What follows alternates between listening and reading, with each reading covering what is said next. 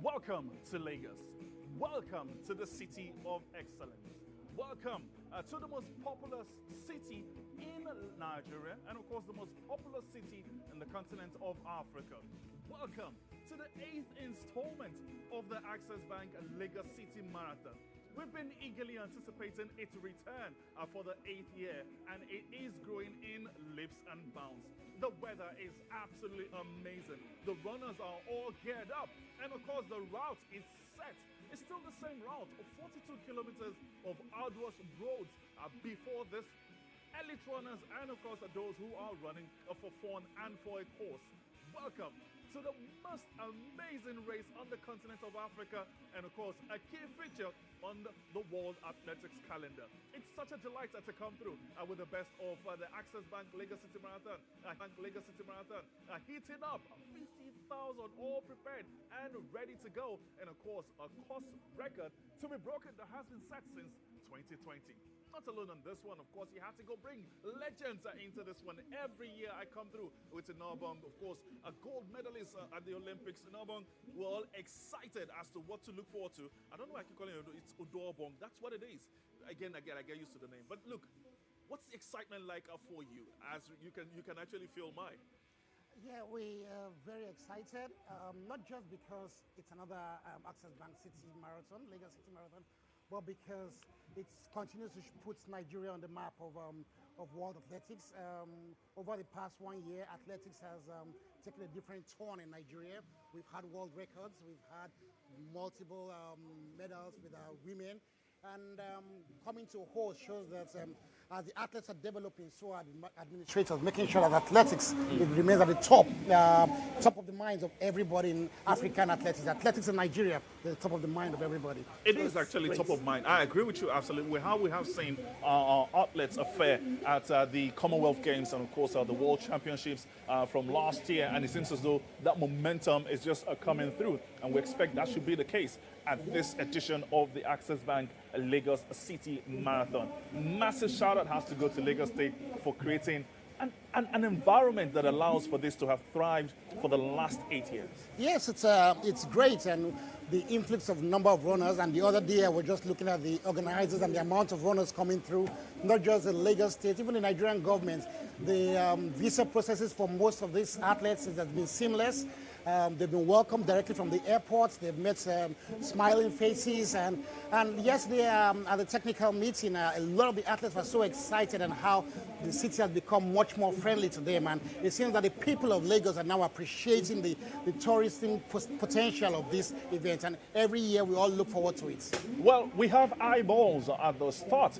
We are the finish. This is where we basically welcome all of the elite athletes and those running, everybody gearing up to make it to the end right where we are. But most importantly, this is the first gold label marathon event on the face of this country. I don't know what that means for us, but it's such a big deal. Well, you know, I'm someone very conversant with gold. Okay, that was a good one there. So that's actually... Just so you know, I got myself a bit of gold right here. You know, just managing that, okay? You might show that to us. But yes, it's very impressive. Not only is it a gold medal race, it's a gold label race. It is the speed at which we've attained the gold label status is phenomenal. It's very impressive. Over the course of just 7-8 years, and we've moved from not even being rated at all to going through the ranks and one of the best races. I was talking to the World Athletics representative, the head of road racing, and he said that our race in Nigeria is among the top 20 in the world in prize monies paid. So that's amazing for a country from Africa, from the continent of Africa. So it's really great to have gold medal. And what difference it makes is that the big athletes are now coming here. We're now waking up the potential of the big athletes. So the gold label race attracts gold label athletes. I hear you clearly on that one. All right, let's take a very quick turn to the start, where Osereme is standing by to set the scene for what to expect very soon. Live from the National Stadium Surulere. It's the 8th edition of the Axis Bank Lagos City Marathon. My name is Osereme Inegbenebo, and as you can see, I am at the start point of the marathon. The energy here is just over the roof. The athletes are pumped. The organizers are excited. 2022 was exhilarating, and 2023 promises to be even better. Will we be seeing a record-breaking time at this year's marathon? Well, we'll find out in a couple of minutes. We will find out, no doubt. And of course, everybody's got their eyes on that record race. And hopefully that will be smashed this time, especially with the quality of the foreign invited runners that are coming through. Yeah, like I said, actually, we have gold label runners. The record of, and make no mistakes about it, the record of 2 hours, 10 minutes, and 25 seconds, it's an impressive time by any means. But the organizers are keen to have that record broken. The record holder is here. He has promised that he's going to break it up, break the record. And at this point in time, not only are they excited in breaking the record for different reasons, there's also some prize bonus, I think about $10,000 to break the Smith's record. So there's a lot of encouragement, there's a lot of motivation, and at the point it's also, and I must say, it's also an Olympic qualifier. Now, last year, the record breaker actually finished a second. You know, I mean, when we saw him coming and we looked at the time, I mean, you were here last year, we're like, this was going to happen for 2022, but that didn't happen after this. And if you look at the start list, like you said, he's also part of it. Emmanuel Nabe from Kenya also, who finished third last year, is also here with us. And just look at the quality of what we have going as regards the start of the elite runners. It's absolutely amazing in Obo. Yeah, it's great. We just surprised the number of Kenyan runners to Ethiopia. Actually, the Kenyans are actually overshadowing the Ethiopians in the men's race. And because we know that out of the past 7 editions in the men's race, Kenyans have won 5 and Ethiopians have won twice. So it's a bit of a challenge between the Ethiopians and the Kenyans. It's the reverse of the case in the women because the Ethiopians have won 5 and the Kenyans have won 2. So we are trying to see that regional rivalry take place here in the city of Lagos. It's beautiful. I mean, they seem to take that rivalry everywhere they go to, be it in the international races in the US, wherever it is that's happening, or in Europe. They take that down there. But then it's a question of who wants this the most. Look, the grit, the determination, how everybody is set, and we have a start. In Obong. I think it will be exciting to see, but beautiful enough, we have got the man who is on commentary. In Obong should be joining him very shortly, Ralph Chidozie George, and I'm sure he's ready to take us through how arduous this race can be. Thank you very much. Welcome to Lagos. It's Lagos Access Bank Lagos City Marathon actually, and this is they've taken off already, and expect another fantastic race this year. This is the 8th edition of the Access Bank Lagos City Marathon. And of course, this year is one that everyone is looking out for to produce a course record that will give us that platinum label that everyone. This is the very first gold labeled race in the country. And of course, it has taken off beautifully.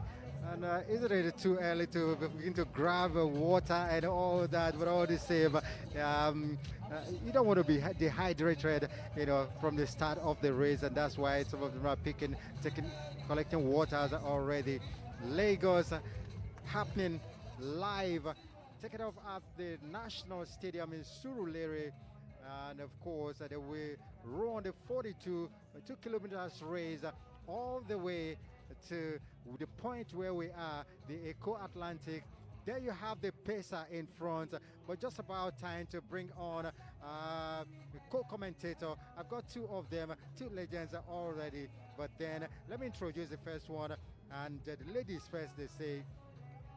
Let's just, of course, introduce a lady who goes by OT Active Fitness. That's what you find her bearing on her Instagram page. Commonwealth silver medalist, 2006 Nigeria Athlete of the Year. Ladies and gentlemen, welcome to the microphone, Otonye Iworima. Thank you, Ralph. Thank you. Thank you, people. The race has started, so we're expecting, the weather looks really good, and we're expecting at least to have a course record set. So that's what we're going to expect today. So the race has started. Most definitely, the pacer right there in front, taking his place. Usually, that's where you have the pacers in front, and so this one has taken his place.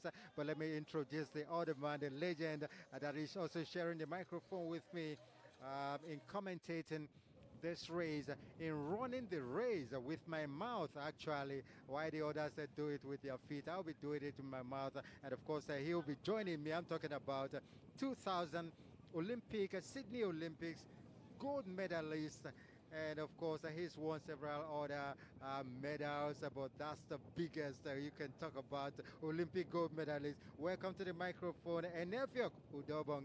Thank you, Ralph. It's great to be here. It's a happy new year, and we are so happy to have another edition of the Lagos City Marathon. Quite indeed. It is what it is. The athletes. Can you hear the other commentators?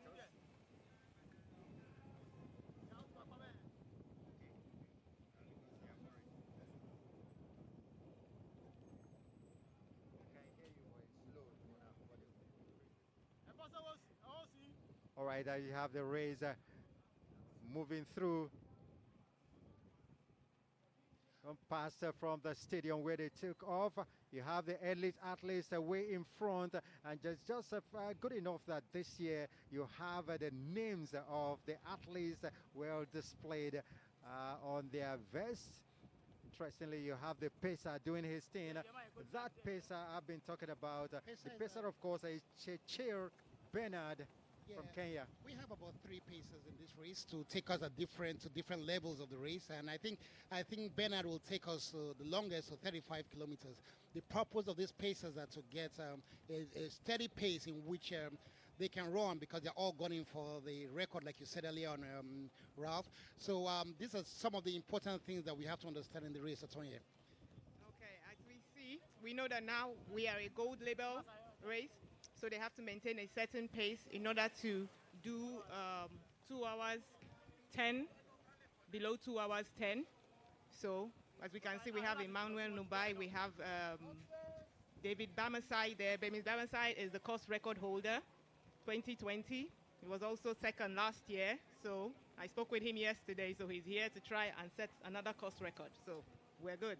That's what everyone is looking out for. The course record, of course, he said in 2020, 2 hours, 11 minutes and 58 seconds as a course record for the men. And of course, the women's course record here in Lagos is held by Dagne Siranesh Yirga of Ethiopia in 2 hours, 33 minutes and 54 seconds. All eyes on the course records, because we're watching out. This is the gold medal, gold label race, and everyone is just looking out for that course record to be brought down, broken.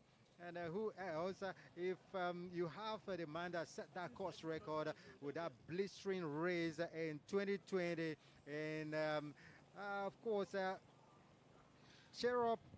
That's the lady that set her own record. Cherub Sharon Jemutai, of course, she set that record at 2 hours, 31 minutes and 40 seconds.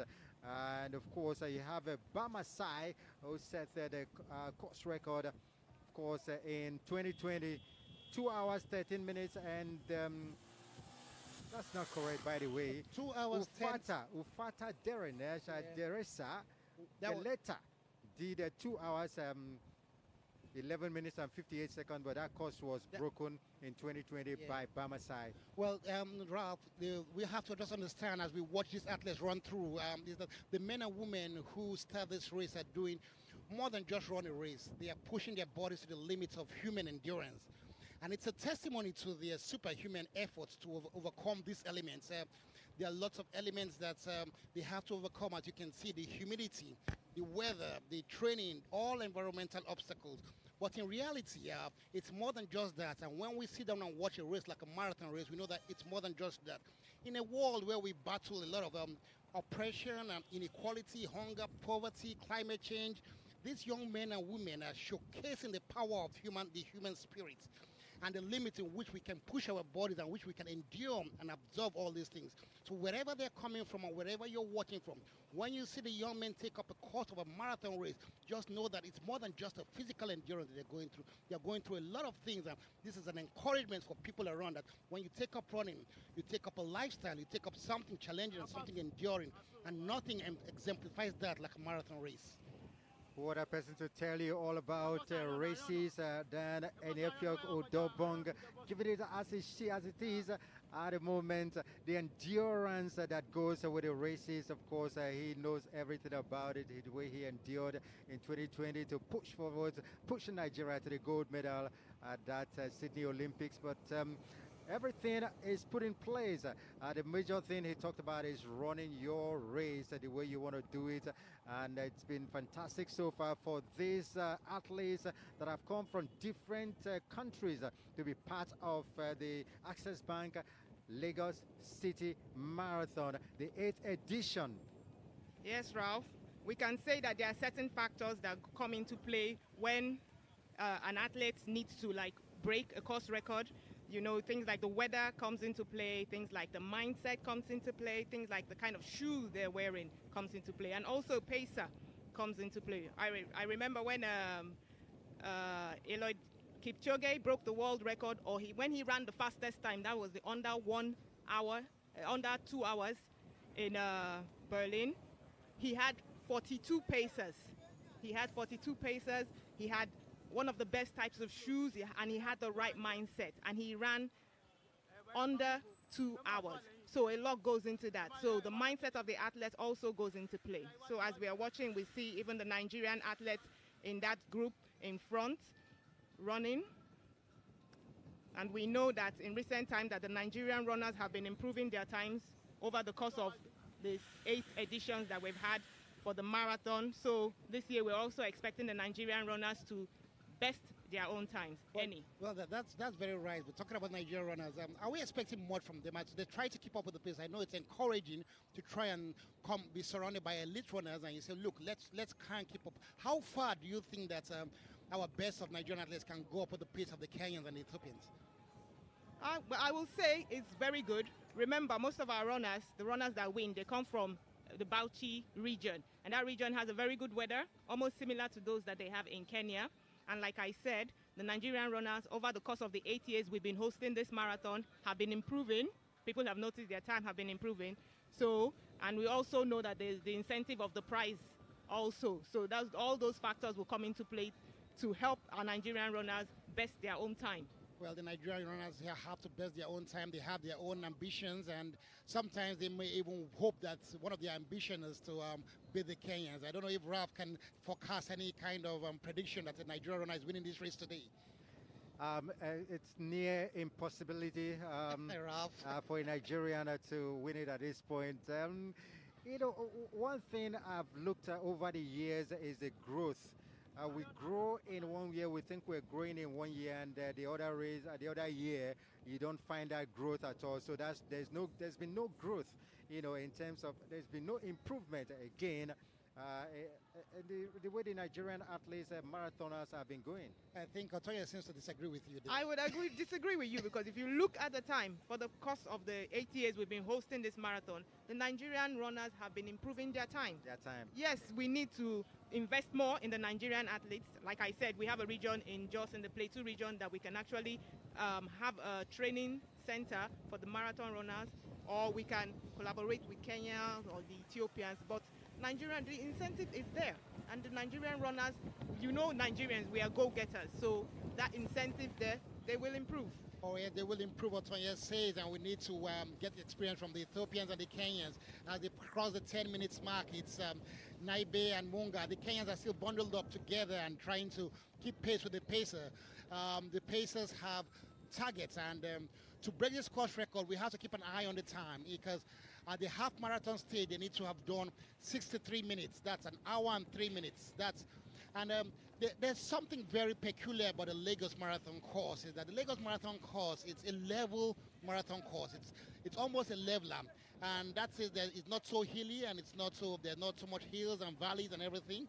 So it's very possible in running 10s to have a negative split.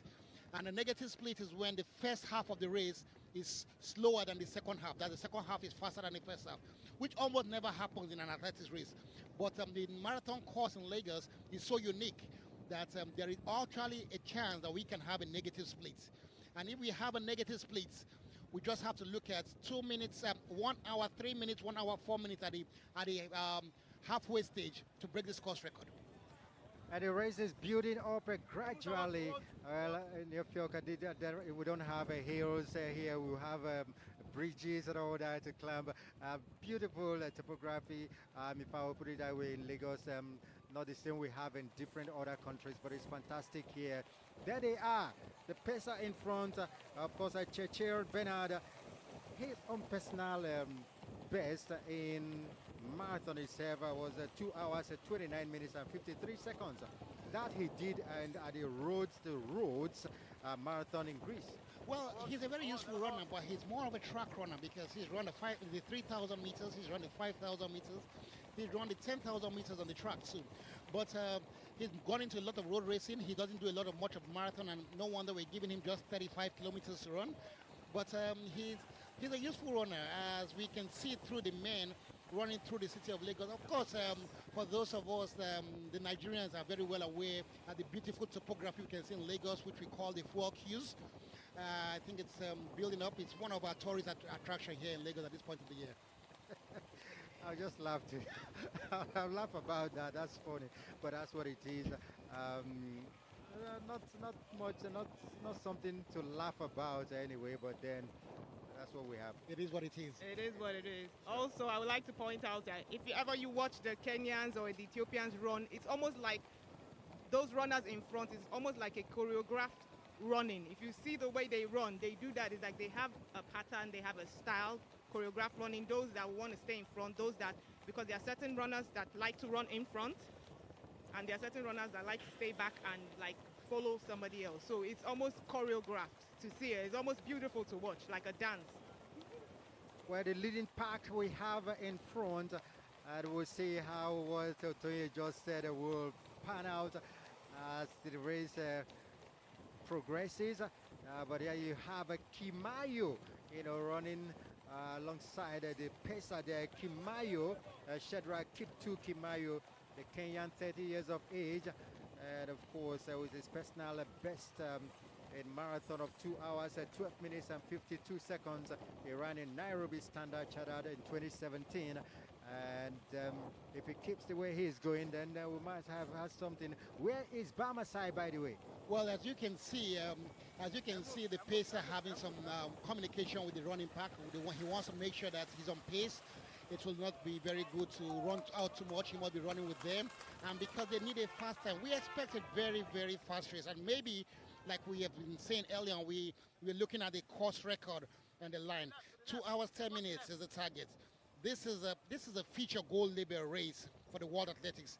And wherever you are, from Cairo to Cape Town, from Zaria to Zanzibar, Abuja to Addis Ababa, from Kampala to Kumasi, this is a growing race that's making the whole of Africa proud. Everywhere we are watching it live on Super Sports, and we expect to have a beautiful race. We expect to have a great race. And as the men are showing us, it's a quarter of an hour gone, and we can still see the bunch of athletes together. It shows that little or no energy has been expended at this time for the Kenyans. Just taking it slow and steady at the moment. Yes, Rafi, you were asking of David Bamasai. Remember last year he tried to break the course record, so he really went out fast, but at about 30 kilometers he kind of started lagging behind and the other runner overtook him. So I guess probably this year he has a different strategy from what he did last year. So maybe he won't come up front this time around. What he did in 2020. In 2020, yes, he broke the course. And the main factor there was the weather. If you remember, the Harmattan season had really set in that day, and the weather was really cool. Even when we started, I told you that this is a record-breaking weather. So both the men and the women broke the course record that year. So weather is very important. Yeah, and looking, you have said with Bamasai, he's a very experienced runner on Lagos City Access Marathon because he knows the course very well. He's won it. He has the course record. He tried last year. He got some experience that, look, maybe that tactics he did of 2020 was not too good.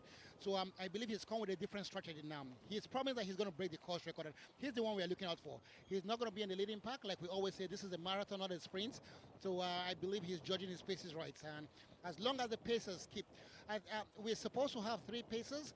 And I think there's some other pacers within the park that are going to allow this pacer to take place, because pacing takes a lot from you. It takes a lot from you. So some pacer might pace a pacer.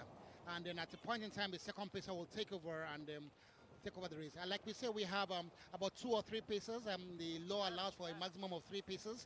So we expect that the pacers will take us the race to 35 kilometers. And then the remaining 7 kilometers, I think that's where we start seeing the exchanges of if it's going to be Bamasai, or it's going to be Sang, or it's going to be anybody else. And if you're looking for the man, that's the man in blue, in the blue vest, David Bamasai. In 2020, set that course record of 2 hours, 10 minutes and 23 seconds. And it was really, really a race he ran in that year. Bring forward a 2022, and everyone was expecting him to do the same, and he didn't. He finished second last time out, and here he is again, and we're expecting so much from him this time. This is a lady that has taken the race by the scruff of the neck. Then we'll see how far she can go. Yes. Now we're seeing the ladies race. As we know, they usually stay behind the men. So we will see how their pace is going. As we said, the weather is really good. And we're back to the men and back to David Bamasai. We know he has a very lovely portfolio. He was 4th at the World Championship in Daegu. He's also 8th at the Boston Marathon in 2012. So that is a very serious CV. Very serious CV indeed. And you talked about his best race was in Dubai, of course, when he ran that beautiful 2 race. And in Dubai, that's where he has his personal best of 2 hours, 7 minutes and 18 seconds. When you see runners in the marathon like this, and you want to talk about the impact on the health of the society and the health of the community, I mean, it's very rare in athletics competition that you see somebody running personal best or breaking course records at the age of 36. And David broke his record. I think he's 36 years old now. So we're getting people that are closer to 40 years old still running in elite level. So how do you think that this marathon is? Normally, you talk about athletics, we're talking about 23 years old, 24, to be at the peak of 25. But how does the marathon change this mindset thinking?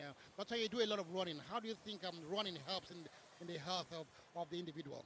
Like we said, when it comes to running, one of the factors that help you achieve your goal is the mindset, the right mindset. Because we see people run. If you look at the front runners, not just in this marathon, but in other marathon, you see people that are older. If you see the average age actually of a marathoner is 40. They did the research. The average age of a marathoner is 40, and the average age of the fast marathoner is between 30 and 50. Oh, that's good. So that means Ralph should take up running now. It's not yes, too late. Ralph, you really should. Come on, Ralph. You can do it. We also have Emmanuel Nibai. He is 39. He won this Access Bank Marathon in 2021. Really? Yes, he's 39. So that's encouraging. Ralph, it's really some encouragement for you. I would think about that, and then of course I've been doing lots of road walks these days, so I might just make it road running, and I'll see how it goes. We also have a Kibet, Stephen Kipkoech, who's 43. Okay. This race, so that's incredible. Yeah. Unfortunately, I don't think we will allow you to run, because we'll miss you here at the commentary box if you start participating in this race. But really, what are we doing here? We're running the race with our mouth. Yeah, running commentary. I get the pun, Ralph. And we can't talk about age without mentioning the world record holder. Kipchoge is 37. I think he will be 38 this year. And he even has plans of going to Boston Marathon this year to try and even set another record. And we know in the Boston Marathon they don't use pacers. So that is going to be mind work. So what do you think? Like, if you come to me and you say, if you're running the 400 meters or you're running the 100 meters, at what age do you peak? I'll tell you 25, 26. So in the marathon, at what age do you peak? Is it like old wine, you get better with age? I think if you have good support, the training, and you know how to pace yourself. You don't run every race. You see, if you look like Eloy Kipchoge and keep biting my mouth. Yes, they plan his race. He doesn't run every race. They have a lot of platinum races. You don't see him there. Most of those top runners, they don't even meet in marathons because they plan their races. You plan because your rest is also important for continuity, for you to heal. So you plan your race so that you don't burn out quickly. That way you have longevity. Oh, that's very true. And I know that it's recommended that you don't run more than 3 marathons in a year. You have about 3 months of rest between one and the other marathon. But Ralph, do you see, look, as they go through, the leading pack is still about 10 athletes, and we're seeing that they are picking up pace now. Yeah, surely picking up pace, and at different points, we'll have to see how some of them will be separated from the others when the race gets stiffer. But I enjoyed seeing Bamasai and Kiprotich sharing that kind of water. They seem to have a lot of cooperation, and as we can go now, for those of them that are touring Lagos, this is they have reached the Bagada area and going down through, and we expect them in a few minutes to move on to the 3rd Mainland Bridge, and that's where we start getting to the 10 to 15 kilometer mark. And we start seeing that the heat will start, the race will start telling on some of the people, and we start seeing the separation from the race will start telling on some of the people, and we start seeing the separation from the boys and the men. The 3rd Mainland Bridge is it's a 10-kilometer stretch, and that can be really, really very tasking. It's really, really, really tasking on the athletes. How hard is it? How difficult is it to run that stretch on a bridge? It's really hard because it's like just a stretch with nothing but water on both sides. So that is really where it will test how strong your mindset is. But we should also mention, we know that there are water points at every 2.5 kilometer because of the humidity. We have like a 71% humidity. So there is water points at every 2.5 kilometer. We have refreshment points at every 5 kilometers. We even have toilets at every 5 kilometers. So I remember vividly, it was on 3rd Mainland Bridge in 2020 that Bamasai broke off from the rest of the leading pack, and of course ran his race all through till the end. You know, the 3rd Mainland Bridge, like Otoya says, is long stretch of about 10 to 15 kilometers, and really is the longest bridge in West Africa. And so when you just go on a straight level road, on your left is just the Atlantic Ocean, on your right the Atlantic Ocean. It can really be telling on the mindset, and if you don't have if you're not mentally very strong, you really cannot tackle the dragon of the 3rd Mainland Bridge. And if you have the fear of water, that's a different ball game entirely. But the race is moving on smoothly. For this ones, they are really far behind, but really chasing. But it's good that we have the only girl in the picture still running her race and trying to keep up with her pace too. That's what it should be. That's what it is at the moment. Really back to the chase, to the leading pack where we have Kimayo. Kimayo is 30 years of age. The Kenyan running really well alongside the pacer. And at a point, we'll have to see the pacer will leave at a point when he gets to that point of taking a walk in and allow the athletes to do the real running for the prize. Well, it's very impressive, as we say, and very, very competitive still. I think this is a leading female runner still on the way. The leading female runner coming through. We're watching her as she gets through the Bagada area. She's quite impressive as she goes in stride for stride and pushing up she's really stretching the women going through. We try to identify her. She seems to be a Nigerian athlete, and if she is a Nigerian athlete, that's really impressive. It's really impressive for the Nigerian runners. Yes, Surely and we'll we also identify her. Also know female athletes sometimes because they are in the back. They tend to use some of the male runners in the back to pace them also. It's kind of a good strategy to kind of use those runners behind you to pace yourself as a female athlete. So I believe that's what she's doing, which is a good strategy for her, and I hope it works out for her. Well, it's a very competitive race, and you see, we have prize money for about 8 athletes in elite scene. We have prize for the first 10. For the first 10, and we have about 14, 15 elite athletes. So a lot of them will come to Lagos as tourists, and will go back with no prize money. So how competitive does that make it there? Very, very competitive indeed, because the Lagos, this is a gold medal gold label race, and gold medal race attracts the big athletes, the big marathoners to come to Nigeria, and that's why this year you have a lot of entries, including clubs from different parts of the world, and really impressive because it's a gold medal. And imagine what will happen when that platinum label is gotten. And of course, Lagos simply joins other gold label races for the year 2023, like Osaka Marathon, Tokyo Marathon, the Zurich Marathon, Barcelona Marathon, Hanover Marathon, and of course the Onschende Marathon in Netherlands, also Vienna Marathon. And the Belfast Marathon, yeah, that's all gold. You see, so we're in very good company there, very, very good major cities across the world. And then in a very short time, we're sure we'll join the London, the Berlins, the New York to be platinum. Yes, we will. And we should remember, as a gold label race, you know, the standard is now high.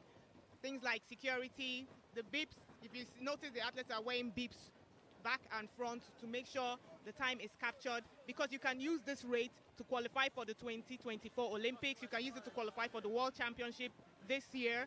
So the criteria is very stringent. There are also spy cameras to make sure it's a fair race.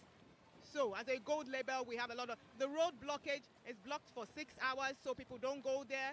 We have even concrete blockage as opposed to the metal barriers we had in some places to make sure there is no disruption, that people don't disrupt the athletes running.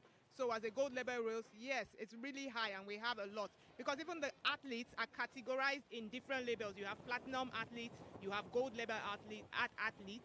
So they have to bring gold label athletes to come and run in this race. So, and then we have to run under 2 hours, 9 minutes.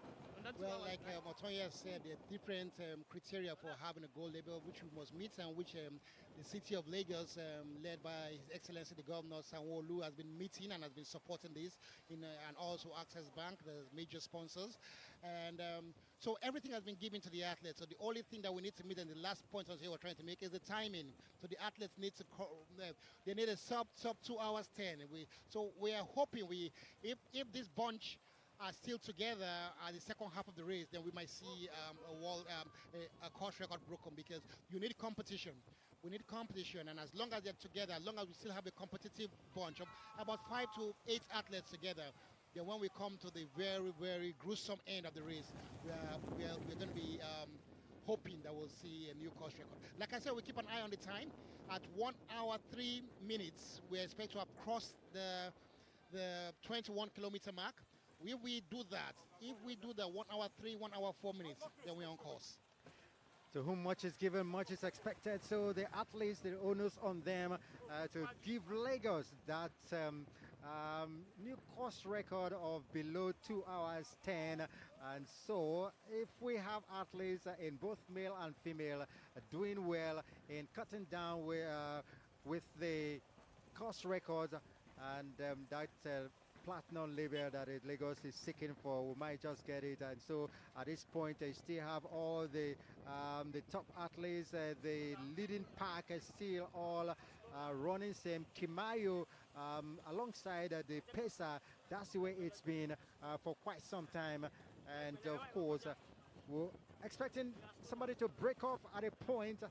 We'll be looking out for that. Yes, you did say to whom much is given, much is expected. I would change it, because Chief Bukola Olokpade, the CEO of Nilayo Sports that is organizing this race, he actually says to whom much is given, much is required.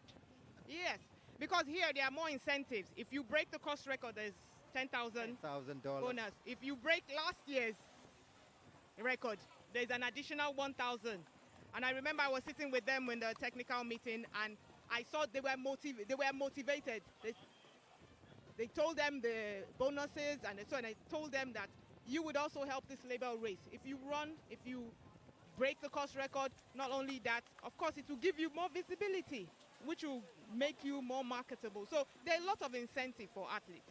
Yes, talking about records, let's just take a moment to look at how well Nigeria has gone along the way. Obviously, our national record in the marathon is 2 hours, 16 minutes and 6 seconds by Abbas Mohammed in Lagos in 1996. So far we have people that have been running. The fastest Nigerian in the Access City Marathon was in 2020, which Emmanuel Gyong. And as Tonya put rightly, that year we had a very good weather. And we've had three. Ilya Palm has been an impressive runner. He's won it 3 times for the Nigerians. So we'll just have a moment to try and see how well the Nigerians are doing comparatively to their international counterparts. Yes. They're, like I said, it's always a motivation to run. As an athlete, if you've ever been a professional athlete, if you go for competition, compete with people that are better than you, it motivates you to want to do better. And as we can see now, even in the course, I think it's even raining at some point, so the weather is going to be cooler, so it would actually help in their time. So we're really hoping that they take advantage of that and try and break the course record. Well, the gods of thunder is smiling on them as they enter the third mainland bridge. That should be actually the best thing that could happen at this part, because the rain is coming not just at the right time, not at the start of the race, but just when the heat and the humidity is taking toll on your body, then you have that refreshing rain and smell that comes down. Ralph, how do you think this is going to affect them? Well, like Motoya did say, this is good for the runners, but sometimes some athletes do not like to run in the rain too. So what is good for one is not too good for the other. Yes, Ralph, but I could see it's not like pouring down. It's more like a shower, which is really, really good. So it's not really going to affect you too much. It's not going to like make your shoes heavy and all that stuff. So I believe that this is good. It actually looks refreshing. So I believe that they will actually try to keep up with the pace. The pacer is really doing well. Like we said, we have several pacers. I believe one of the pacers will also run with the women to actually help them improve their time. So I believe they are keeping in pace. So we have the leading pack still there. No one has taken the race by the scruff of the neck by trying to break off from, but at a point we'll surely see there are 2 Naibes here in this race. One is Emmanuel Naibe, and the other one is, of course, let me get his name now, is Samuel Kiplimo Naibe. So you have one with Naibe and the other bearing Emmanuel. Both of them have their surnames as Naibe. And Kimayo is still keeping the pace with the pacer himself. Yes, like Rob, like I mentioned before, when it comes to marathon, if you look at the research, the average marathoner is like 40 years. The fastest age group is between 30 and 50. And the slowest is from 70 upwards. So really, my father can still run a marathon. But not competing. He can compete. Maybe he'll be slow because he will be in the slow age category, but he can still run. There's no because the oldest person to run was 100 years. Otoye, are you trying to encourage Ralph to get into marathon? I don't think he's looking very interested in that. No, nobody has an excuse if the oldest person that finished a 42-kilometer marathon was 100 years. Okay, but Ralph's excuse that he's on commentary duty. And if you're making me look older than my age at this point. So back to the race, we are seeing the athletes still moving in, and the leading bundle is we still have about 9-10 athletes together. The correct rhythm, keeping one of the most important things in running is getting a rhythm and keeping to that. We can see Bamasai having a discussion with the others. You see, it amuses me in marathon races because when you have the discussion, how do you want to run and everything, I just do not know. I don't see that. I mean, I can't go on the 400-meter race and look at lane 2 and lane 6 and say, look, how are we going to run the 400 meters? Are we going to share the prize money? I don't know if they have any kind of cooperation in the sharing of the $50,000 booty. Only experienced athletes do this kind of discussion. Sometimes I want to pick up a discussion with an athlete running neck and neck with you, and no answer is coming because he thinks that's a strategy for you to slow him down. But all the same, Bamasai is so experienced. This is a man that is making his debut in Lagos. in the Lagos Access Bank we get back City to Marathon. We have to add the lady Nigerian girl. I think it looked like Deborah Pam. She's been a winner of this race before. She's won in 2019 and 2020, and in 2022 she was second. In 2022 she wasn't on the podium, but she seems to be taking it all hard at the front, and it has always been a fight between her and Fadakemi as a leading Nigerian lady. All right, we'll be looking out to watching out for the elite women athletes too, to find out where they are. But at this moment, still the men are doing their thing. Kimayo, his first time in Lagos, running the Access Bank Lagos City Marathon. Well, he's not in any way looking back at all. He wants to win this race, and that's why he has kept it with the pacer all along. You have Kiprotich to the left here, Bamasai there, Kimayo right there. We have Kibet on the right-hand side too.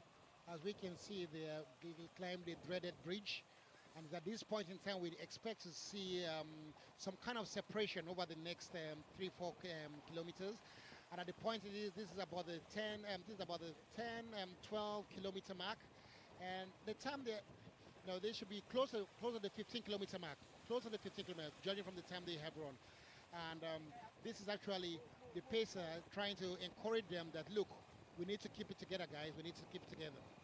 Only the bridge is how many kilometers? The bridge is 12 kilometers. 12 kilometers, and so by the time they finish that, we'll be really counting down to who's going to take this one. I believe last year at this point we had Bamasai almost running on his own. So I believe this year his strategy has changed. I think he now wants to have a pack with him. It will help your mindset, not just going alone. So this year it looks like his strategy has changed a little bit.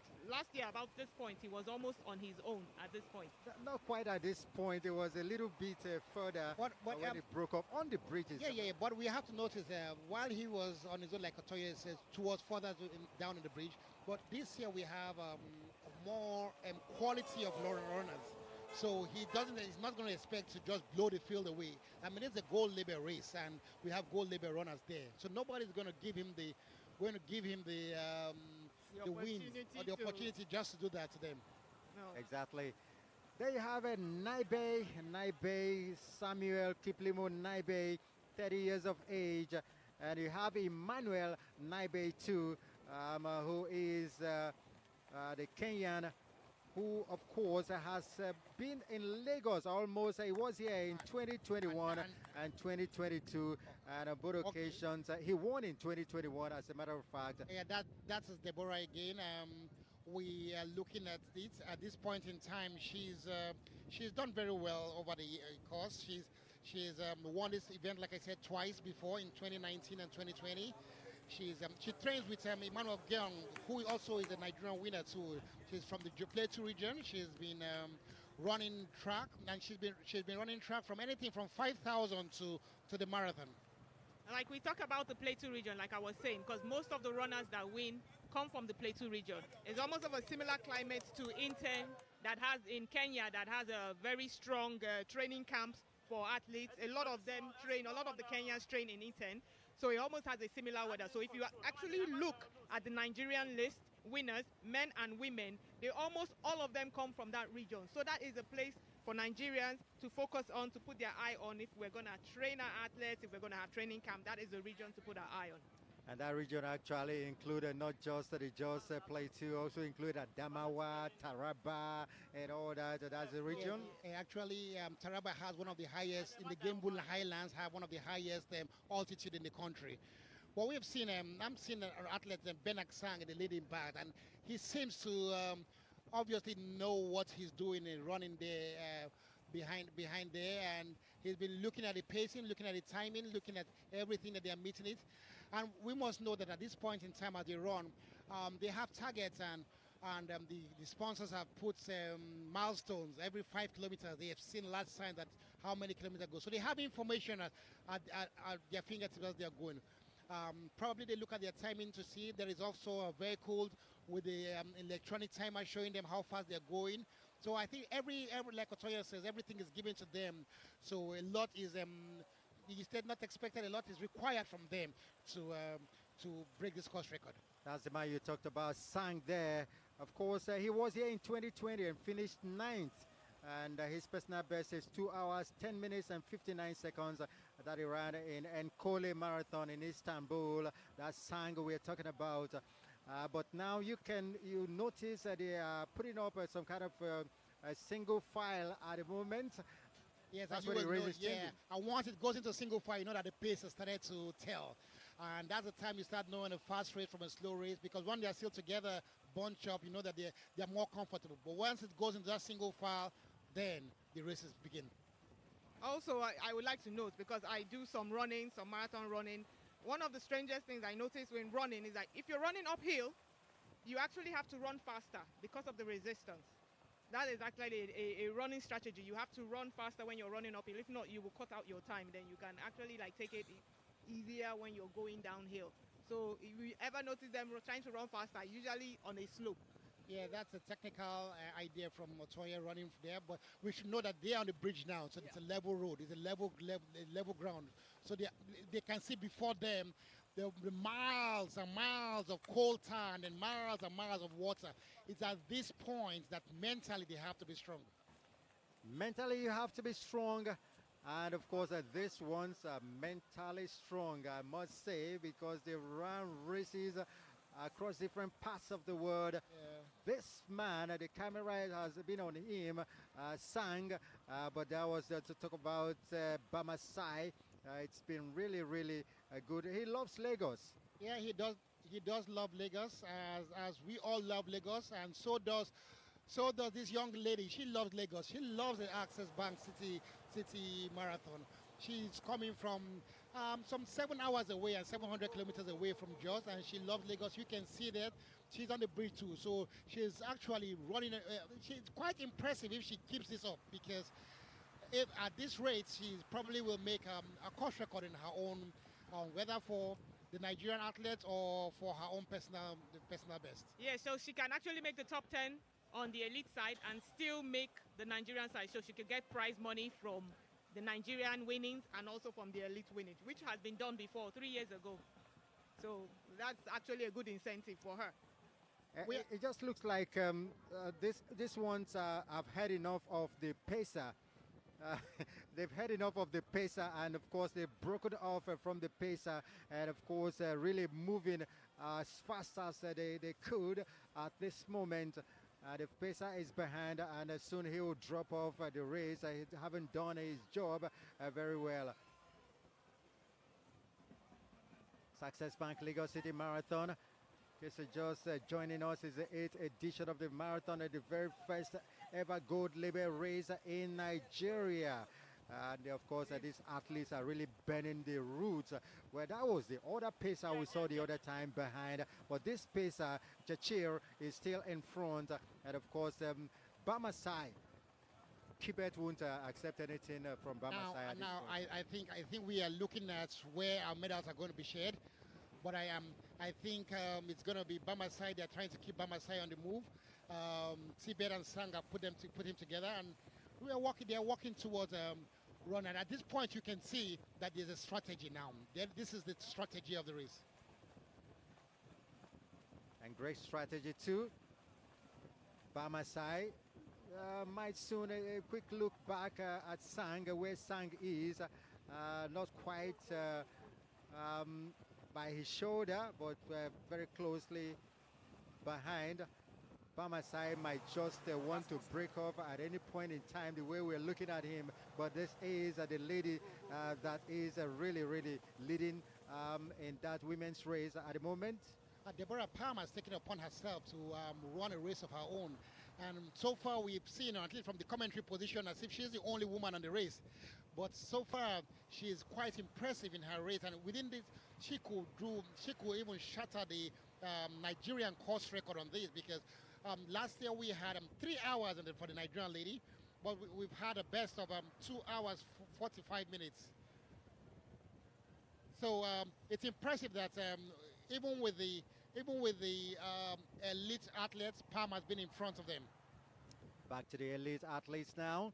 The pacer is still there. Pacer Churchill doing his thing. Bamasai closely behind. Sang following. And of course, Kibet not too far away behind. But the race is being defined a little bit at the moment. Yes, and like Otoye said earlier on, I think at this point in time, this must be around the point Bamasai broke through, and he probably has should I say, the formula for the Lagos City Access Marathon, and he knows when to break through. Yes, like we said, when you have a pacer like this, you know that this is a planned race. You don't just come here and run because you want to break the record. You plan your race. They have a technical meeting, they plan the race, so you can see sometimes the pacer is indicating, okay, you guys are slowing down, let's pick up to this is the pace you're supposed to follow, let's pick it up. That is what the pacer is there for, to take some of the mental load away from the athlete, so they don't have to be thinking, okay, am I running this fast? So they keep that pace for you, so you don't have to think about it, you just follow them. That is what their main job is there for. And so far, so good, the pacers are doing their job. Quite technical too. Here is another lady, of course, another Nigerian lady. We'll find out the name any moment, and of course, I tell you, she's very far behind the leading lady at the moment, but then she's also doing very well on the bridge. He talked about the technicalities that comes into the race. That's why Nori Williamson, the World Athletes Technical Committee member, did say that Access Bank Lagos City Marathon is a treasure to the athletes' world. He said that the race has lived up to its billing, its status as gold label because of its richness and technical capabilities. Speaking of Nori, you know that Nori is like the world's best measurer, and as a gold label race, you need to have a world best measurer measure your race to certify that race as a gold label. So we are grateful for Nori and what he has done, what he has come to do, and also the technicalities of this race. He's actually following the athletes, and as we can see, their pace is going. But going back to the female athletes, I'm wondering, how smart is it for the female athletes? You know, you need to run in a group so that it will help you. As we can see, Deborah Palm is on her own.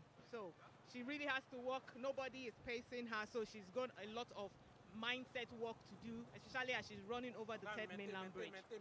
Well, you are not seeing the other women now at the moment because Palm have really opened up that gap, and so you get to see them at some point. But this lady is running the race of her life. No, she really looks motivated, and if you look at the prize money, I would be motivated too. I really want to drop this mic and go run. You can still do it. When I see the way your trainings, the posts on Instagram and all that, I don't want to train that way, honestly, because it's really tough. You're doing something different. A little wonder is OT active. Great. At this rate, we are going to miss OT at the commentary box, which you might. If Pam does win the $50,000, I think Otoye will be more motivated to join the race. That is true. I've been challenged to actually, because I've never done a full marathon before, so I was challenged this year that why am I not doing a full? I should drop the mic and go and do a full marathon. So don't worry. Let's see.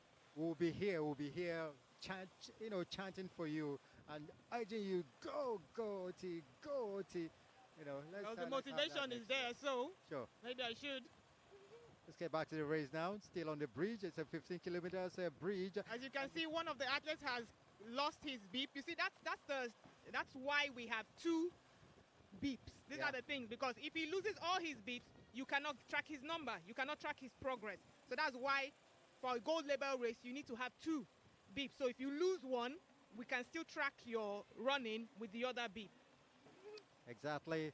So at this point, we have two that have lost their front shirt name tag at the moment, but we'll keep trying to see what we can do to really identify them. It's still Bamasai running alongside the pacer, Sang behind, and of course Kibet not far off, taking a quick look at his wristwatch. Yes, and what we cannot really appreciate watching from TV is how fast these athletes are going.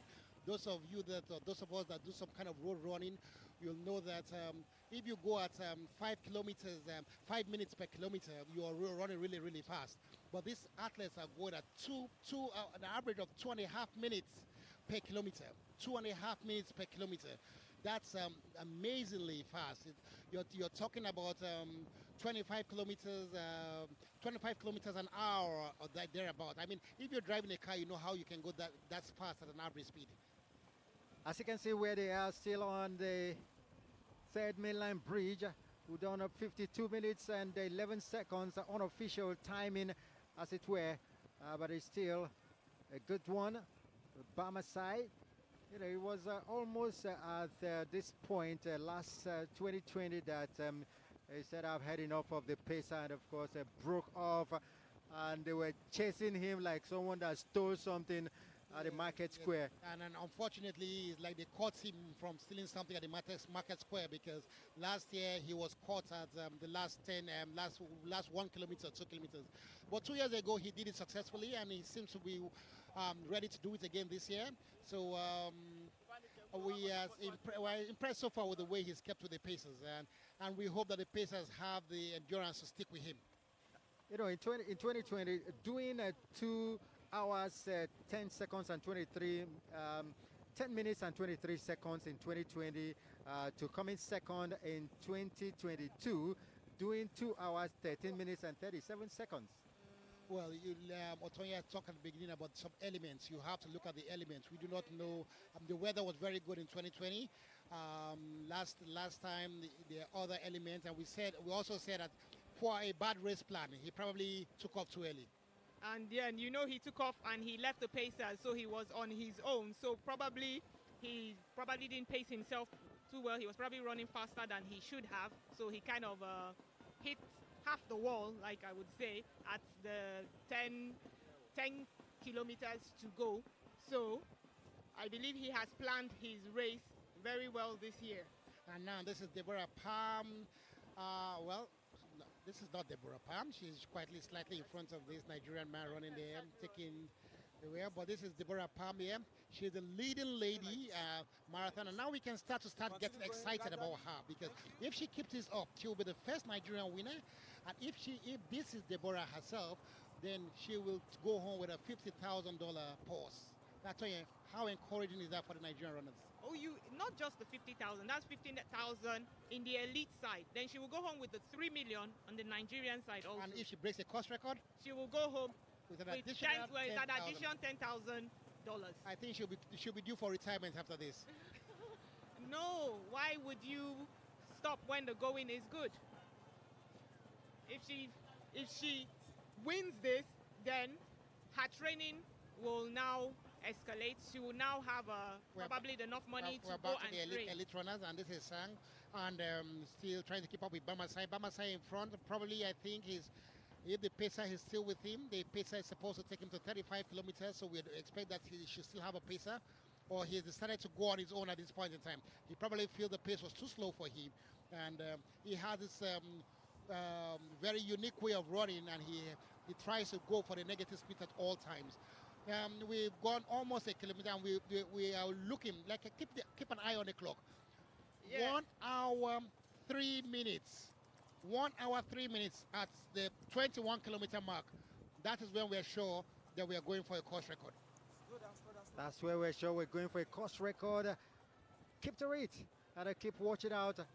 And this is the Nigerian lady that is still on her own, overtaking Palm now. Yeah, now I think that Palm has now started, the fatigue has started tearing on her.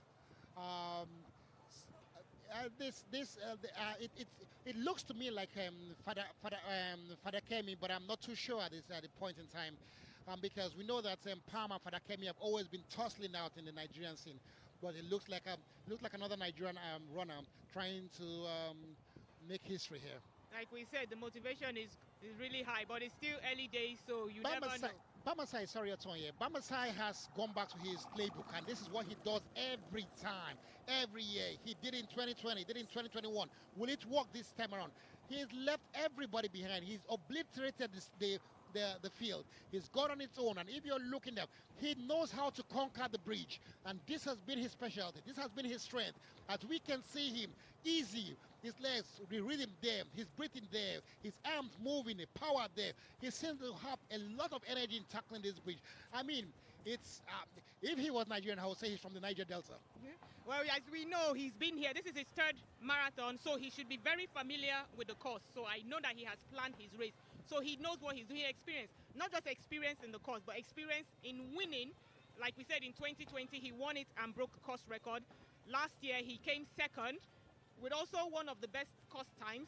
So this year, I believe he has planned his race well. It is also good to note that there are about 6 runners in this race that have at least been here several times. So there are a lot of people here, a lot of runners here that are familiar with the course, and we believe that they've planned their race well. So, as we're saying, the race is still on. The race is still on, and the only Ethiopian seems to be keeping up with the second pack, the pack of 3. We'll take 2 from these 3 here, and Bamasai on a race on its own. We have expanded, we have extended, and as they go back, we now see the Nigerian ladies running down on the 3rd mainland bridge. It's not going to be a struggle. It's now something more of a competition, and we're still waiting.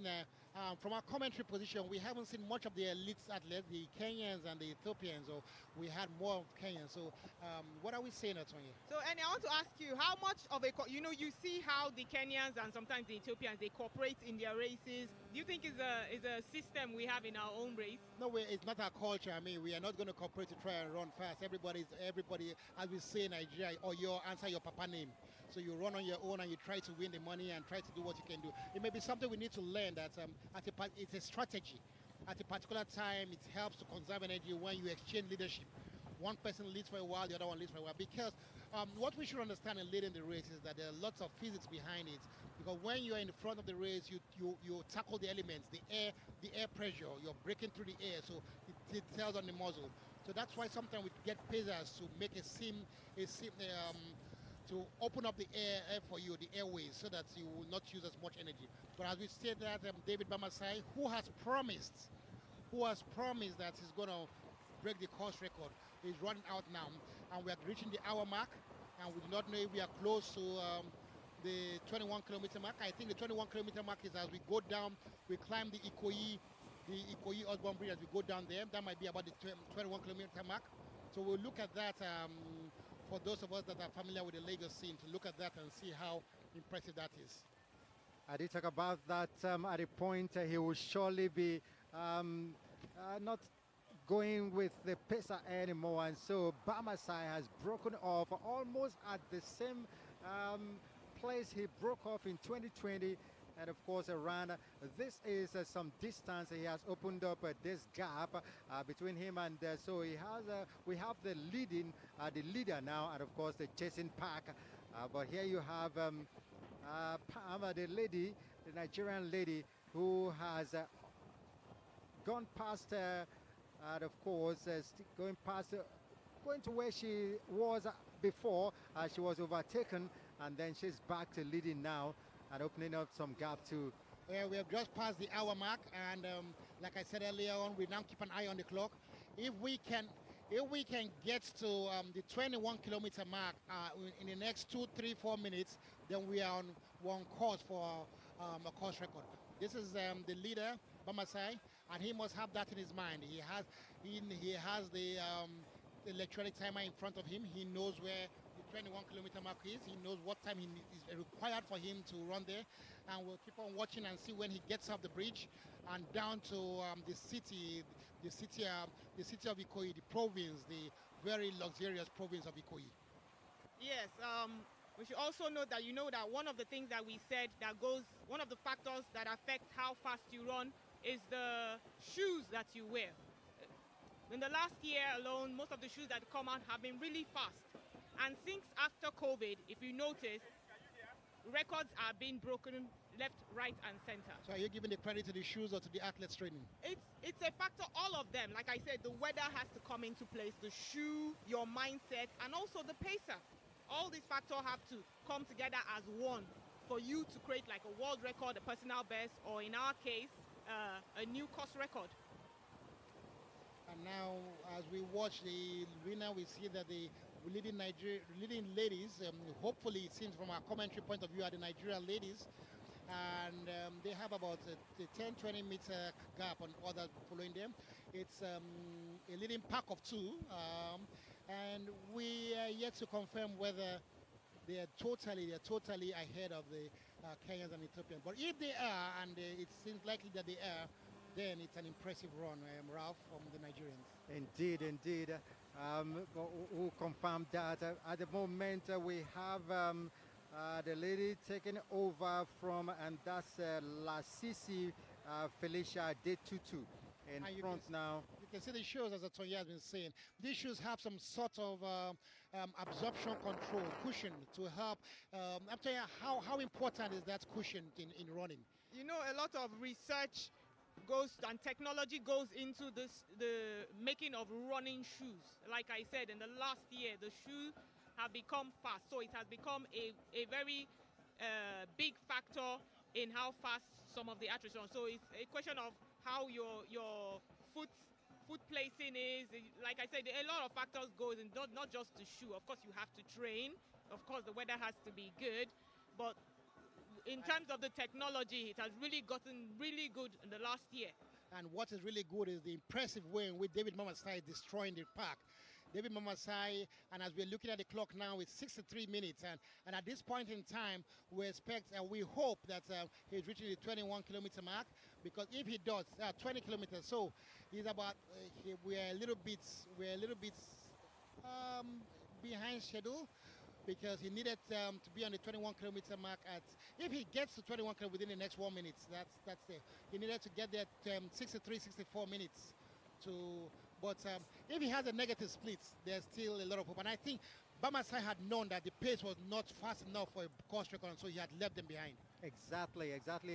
But here you have the leading girl at the moment, if I will say that, Lasisi Felicia Detutu in front, and then of course opening up almost 50 to 60 meters gap against Pam right there. Lasisi Felicia Detutu is the girl in front, and I will confirm if she is the one that all eyes will be on and getting to the finish line as soon, if she keeps the pace the way it is at the moment. Yes, like we saw a little while back when the two of them were together, it looks like they were struggling to pass each other. Like we said, I don't think we have the culture of collaborating as runners like the Kenyans and the Ethiopians do. So it looks like probably they were struggling, and then Adetutu has left Pam. So we will see how it goes. Like we say, we still have a while to go, so it's not over till it's over. And we're back to Bamasai. Bamasai running his race now. A quick drink of water we do. Yes, as we can see that he at this point in time, I think he's approaching the flyover down, the Ikoyi flyover. He hasn't gotten there yet. As you can see, he crossed the road. What he did is that he collected the elite athletes. They usually have their own water kept in a separate place. So that's what he did. He crossed and they arranged the athletes their own water in a separate place. So that's what he did. As a professional athlete, you notice that when they come, they bring their own bottles and they tell you where they want it placed, and they place it there. So I was trying to expatiate on that, because their own water is not provided by the organizers. It may not just be water. They have their own drinks. It might be energy drinks or whatever it is. So they mark it and they put it at particular kilometers. So you have to go and pick it up where you reach that. And from their training, they know where they'll pick it up. They know what they needed to do to use it. They know exactly what is required of them. And so when they got that water, having crossed the road, they got that water, realized, okay, that's not mine. And so he had to throw it away and crossed again to pick up. I believe that has happened before.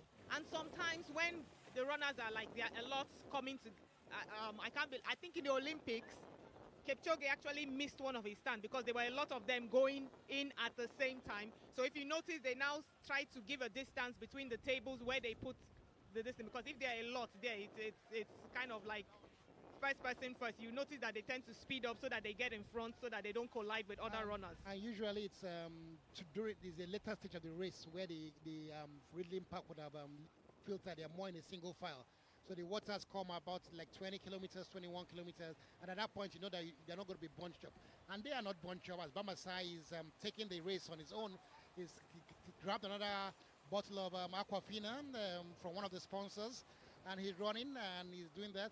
And that's an observation you made, because the regular water is on the left of the road race, then their personal water is on the right, so they have to cross to get the personal water, so that there will be no confusion in getting the drinks that they're supposed to get. Bamasai is the man who have 21 kilometers distance to cover. They've done 21. Yeah, so at the halfway point, it's 6 or 7 kilometers and 6 or 7 minutes. And unfortunately, it's 3 minutes too slow. So you must really have a blistering second half, a good negative split. At this rate, we are looking at 2 hours 11 minutes, 2 hours 11 and 2 hours 12 minutes.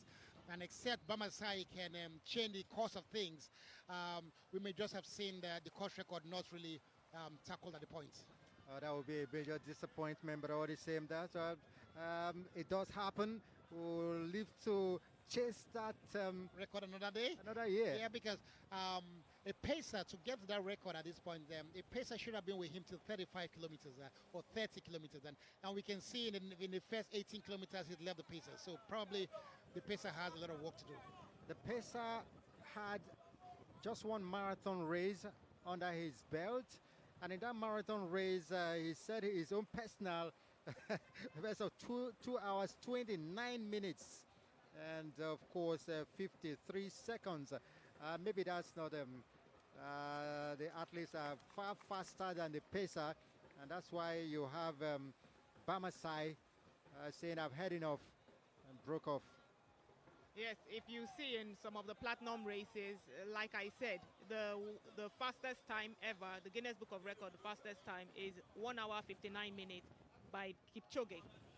Although that was not, it was not a world record, but it's the fastest time. And in that race, Kipchoge used 43 pacers. Oh. 43, and some of them were Olympic gold medalists. Just to tell you what it took for him to run the world Guinness Book of Records fastest marathon. So like we said, pacing is very important. Ade Tutu again, she's there. She seems to have taken a rhythm on her own. And at this point in time, she might get too excited, because when she sees how far ahead she is, I think at this point in time, if I was her, $50,000 has played on my head. Oh. Ralph is thinking about it, and maybe he wants to go and run now too. For such money, well, one can do anything, including running for your life. It would be running for your life, wouldn't it? If you know what I mean. Well, it's Bamasai almost trying to replicate what we saw in 2020. It was quite a remarkable race he ran in that year.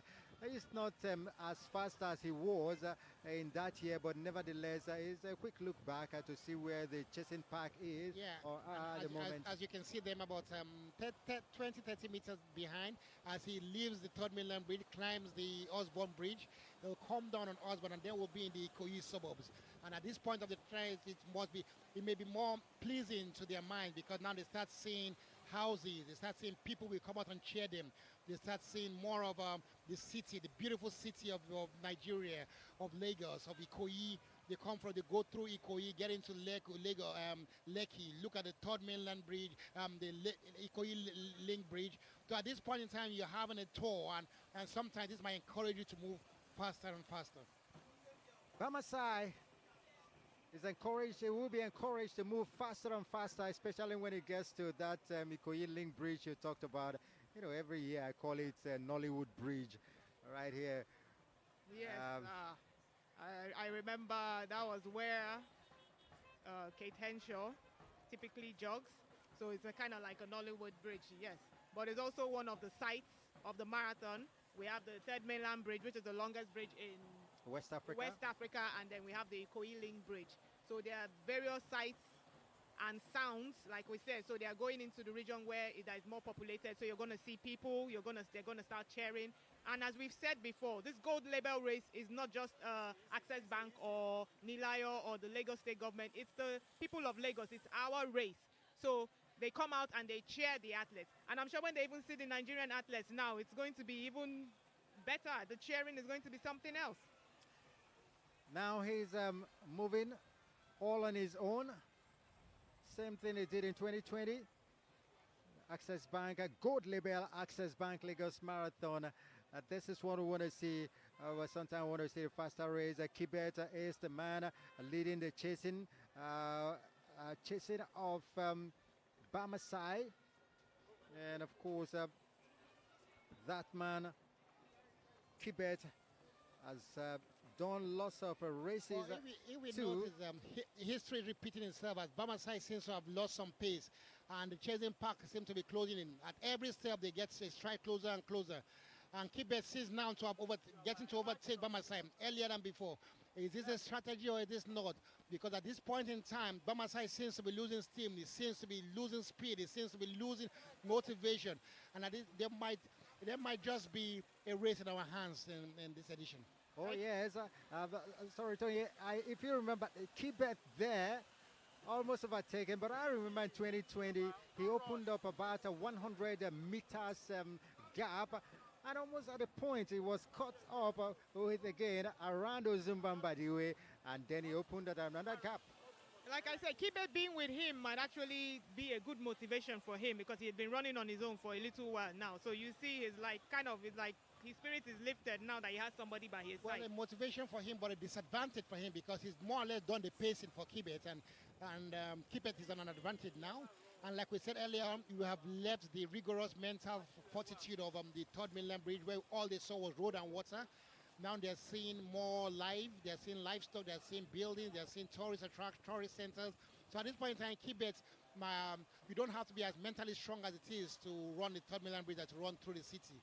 And probably Kibet might just have a little bit of an advantage here. But it's more of a competition. This is what we want to see. We want to see a competition. We want to see them run. We want to see a fight to the end. We want to see something great. So as they are running fast, they're running together, battling between themselves. Who within the first three, Bamasai, Kibet, and I think the Ethiopian guy. Let us see what happens behind, where the Nigerian girls are also having a race of their own. Maybe Bamasai is taking a rest and hoping to open up another gap. But there you have Lasisi Felicia Detutu still there in front, while Palmer is far behind now. But it is what it is. This lady, we'll just see what kind of history she will be making if eventually she comes tops in this Lagos Access Bank Lagos City Marathon. There you have the girl, the Nigerian girl, Lasisi Felicia Detutu. Like we said, if you win this marathon, the visibility for you is going to be something else. Not to talk of the prize money, like we said. If it's a Nigerian, you're going to win on the elite side, and you're going to win on the Nigeria side. So it's a double whammy, let's say. But then the visibility, and I believe also the opportunity for her will also be bigger. So this is a big thing, not just for her now. It's going to be for Nigeria because we're going to celebrate her very well. Very, very well. We'll celebrate her. Just the way we celebrated Otonye as Athlete of the Year some year in 2020, in 2000 or so. What year was that again? 2006. 2006. I don't take my credit. 2000, I was the Athlete of the Year. So great. Sorry about that. I didn't mention that. You ran that blistering race. Chased the man. You were chasing that man like he stole something, and finally overtook him. That's where it is. Where the man in front here, Kibet Koech, Edwin Kibet Koech, the Kenyan, 39 years of age. Well, I tell you, he's just graduating into full marathon. He's been running different distance races as well as half marathon. And of course, this is his first full marathon. Are you surprised? No, well, like his legs are probably fresh because he hasn't been doing the 42 kilometers. So he probably has fresh. Like we said, it's not an age thing, it's more of a mind thing. And how you plan your races. Like you said, you can only take part in 3 full marathons in a year. So how you plan your races, how you take care of yourself, will determine your longevity in the marathon. Exactly, I agree. Bamasai. And behind in blue, he will just be Kibet looks re-strategizing. like he's just relaxed and he's running. I think Bamasai actually looks like he's struggling a little bit more than Kibet is. So, and the Ethiopian is coming, is really close behind. So that's a three-man race right now. That would be a shame if Bamasai loses this again because look at this one. It looks like a man that is just starting the race, the way he's going. Kibet in front, Bamasai behind. Lagos. Yes, we hope last year does not repeat itself again, especially where Bamasai is concerned. Because Kibet really looks like he's really good, really feels relaxed, and he's just taking it in his stride. Taking it in his stride. Edwin Kibet coach. As the man, we saw something that looked like almost 50 meters a gap earlier on, opened by Bamasai, but he's been caught up with now and overtaken by this Kibet man. And Kibet is going, that's the way the pace goes for Kibet.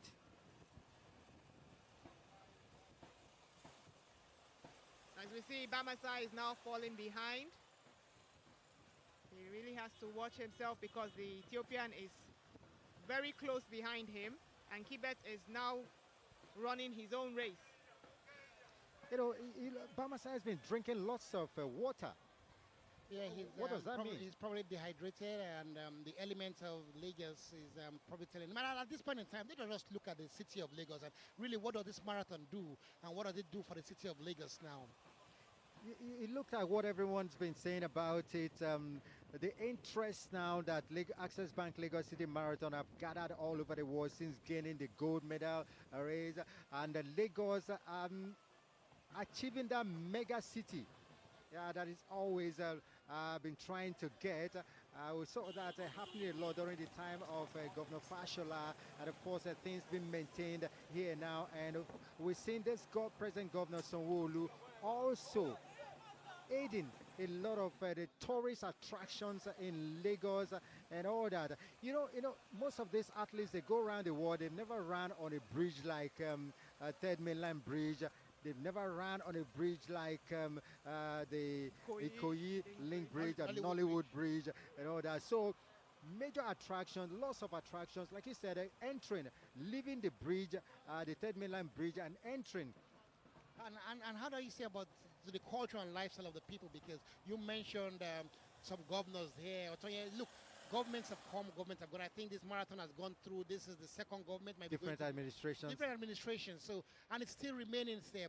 It's still constant. So what does that say about what this marathon does to the calendar of the Lagos people or Nigerians as a whole? I would say one thing that the Nilayo Sports Management did when they started this thing is to make sure that there's continuity, sustainability. It's not a political, it's not politicized, it doesn't matter which.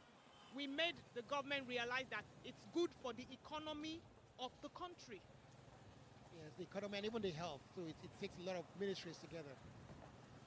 Yes, and we have, the sports policy that helps give incentive to people. It generates jobs, not just for the athletes, but also for companies, for private companies like Access Bank and all our sponsors to come in and, contribute to the lifestyle, this fitness and professional lifestyle of the marathon.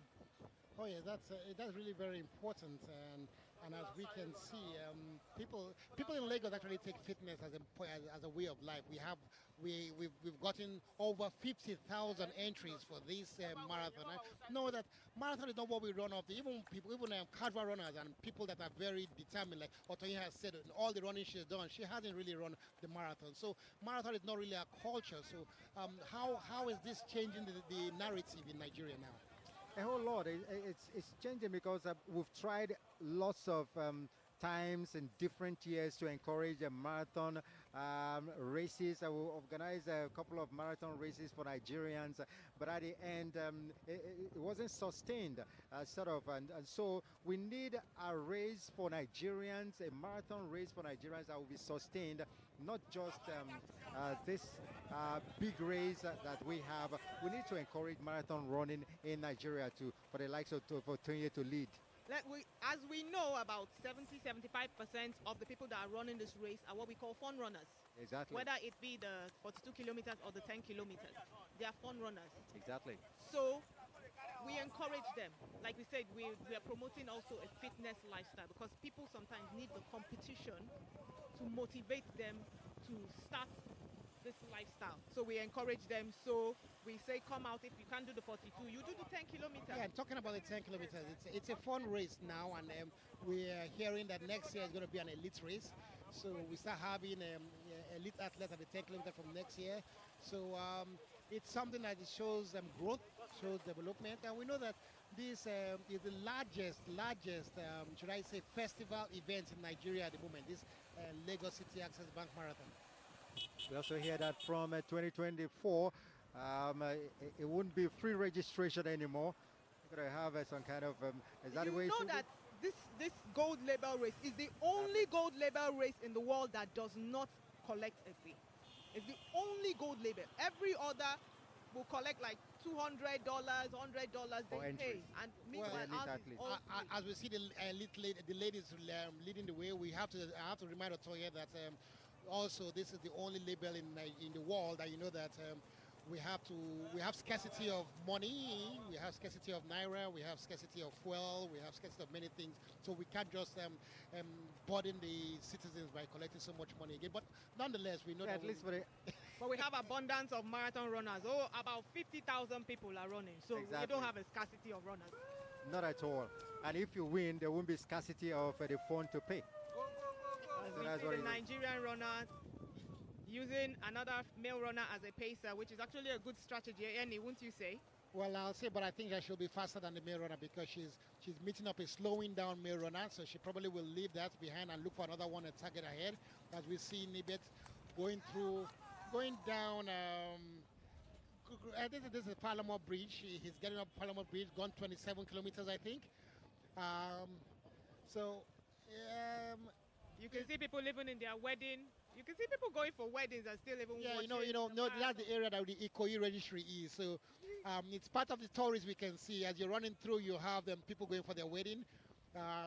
You can see, I can see some Americans coming. They travel all the way to Nigeria in their own way for wedding tourism. It's quite remarkable. It's quite remarkable indeed.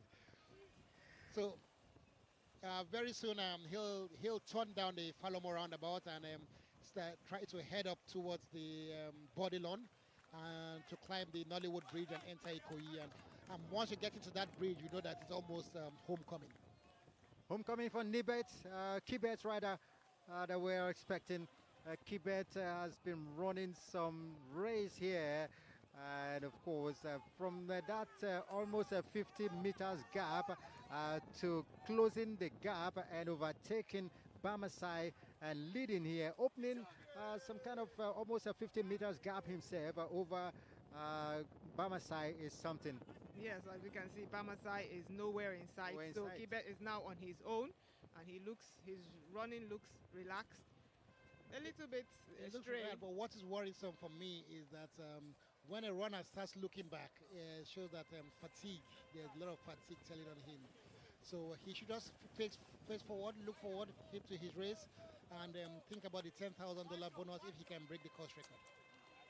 Yes, that would be a very good incentive. So as you can see, the sun is coming out, so it's going to be a little bit warmer for them. So like we said, they now need to plan the finish part of their race.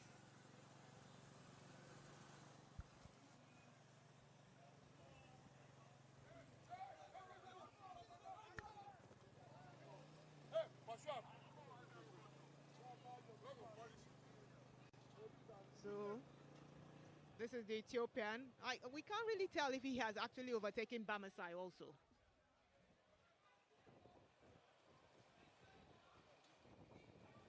So now Kibet passing through that Awolowo roundabout. Yeah, and at this point of time, yeah, you can see.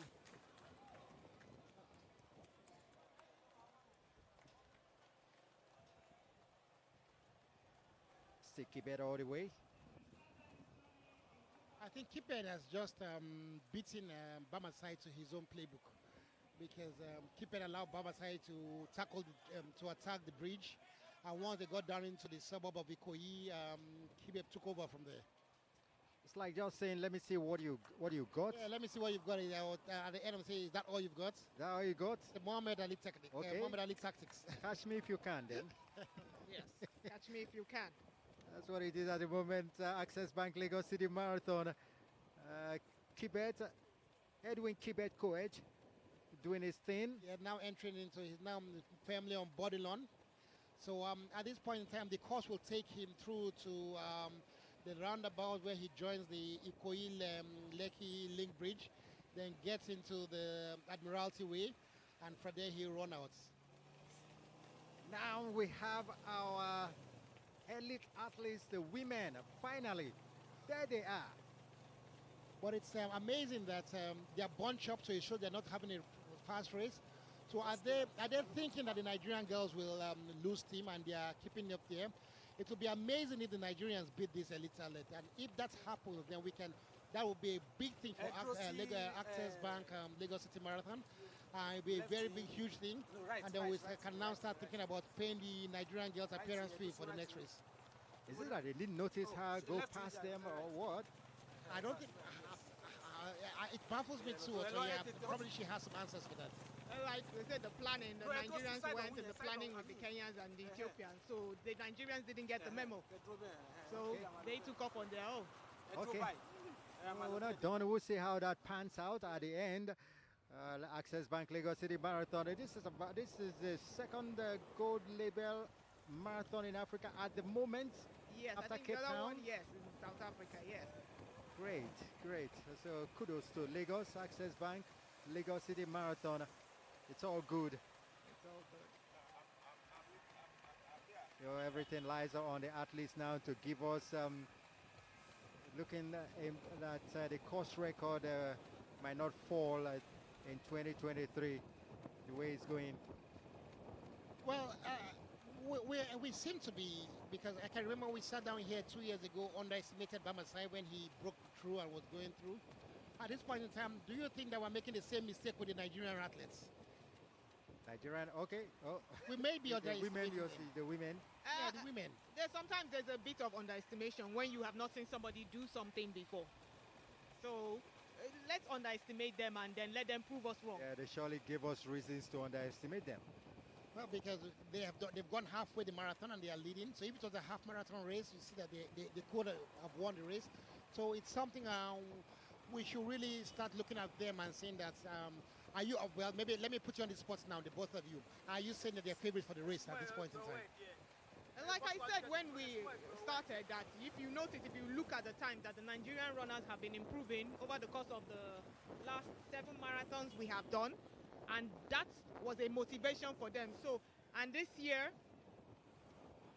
the prize money plus the incentives, it's a big motivation. And we even know that next year they want to increase the prize money. So incentives and motivation all around. So what are you to do but to try and come first? Exactly. If you take a look at the back of your mind, you know that if I win this race, that is the money I'm going to get. Then what other motivation do you need? All the motivations are there for you. Yeah, this is the bunch pack of the elite athletes, the elite ladies. At this point in time, we seem to believe that we have 2 Nigerian girls ahead of this pack, and they seem to be going, except as long as we've been following. The fact that they are still bundled up together proves in my own estimation that it has been a very slow race for the elite ladies. Not so for Kibet, who is leading, and it's looking like he can't even find anyone in sight. Bamasai have totally dropped off being seen at all, as it is at the moment. That's what we see. Kibet only. Kibet only. It is Edwin Kibet Koech. Still in the lead. Unofficially, we have a 1 hour 31 minutes, 23 seconds. We're expecting him here in the next 40 minutes or thereabouts. Or thereabouts. Soon you will find him on the Nollywood Bridge, Eko Link Bridge.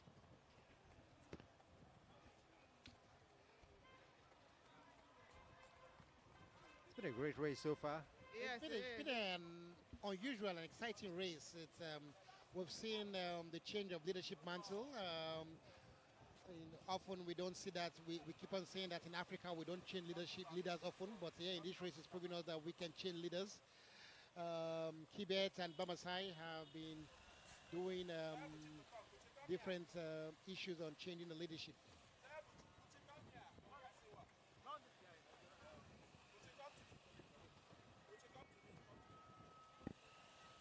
Edwin Kibet. Well, actually, what do we know more about this Kibet? Do we know anything about his history of running? Is he someone to excite us? Is he someone to take us by surprise, or is this something that we've expected? That look, he's someone that has been doing this for a very, very long time. What can you say about him? Anything at all? I think the main thing that people are looking at is his age, because he's 39. Although he doesn't look it, he actually looks really young and really good for his age. But most people are looking, in this part of the culture, when you're 39, or even in the sports world, when you're 39, they think you should start retiring. But he's proven us and proven everybody that thinks that wrong. So, like we said, he's now in front of the pack and he's leading it. And these are the elite ladies. And quite frankly, I use that word very loosely, elite ladies, because if we have two Nigerian ladies way ahead of this one, then I hesitate to call them elites. I call the Nigerians the elite ladies.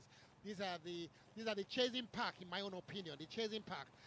And we will need to see if they have closed up on the elite ladies. But from the way they are still bundled up in about 8 and 9, I don't think that they are killing the time very soon. No, it's like they are playing it safe. The ladies are playing it safe. Considering the weather and the humidity, is like they don't want to really stretch themselves.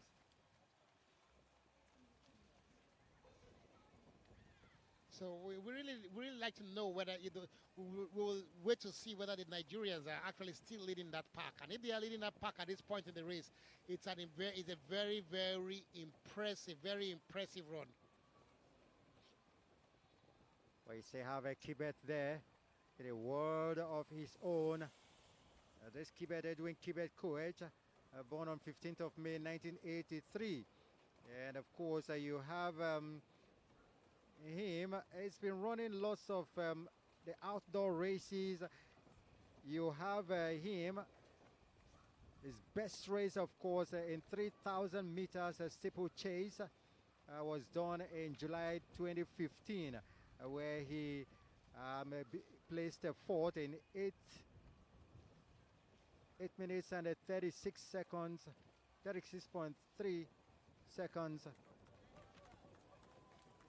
I believe that steeplechase can be like a training ground for the marathon, because of the toll it can take on your leg, especially jumping over the steeples. So it might actually have been a good training for him to come into the full marathon.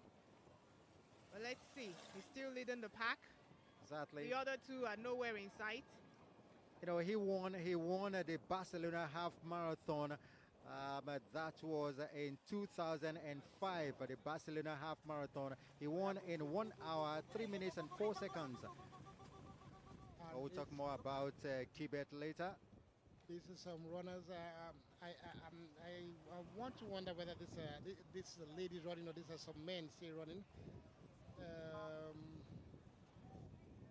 It looks like the Nigerian lady. It looks like Adetutu, that she's still running strongly ahead.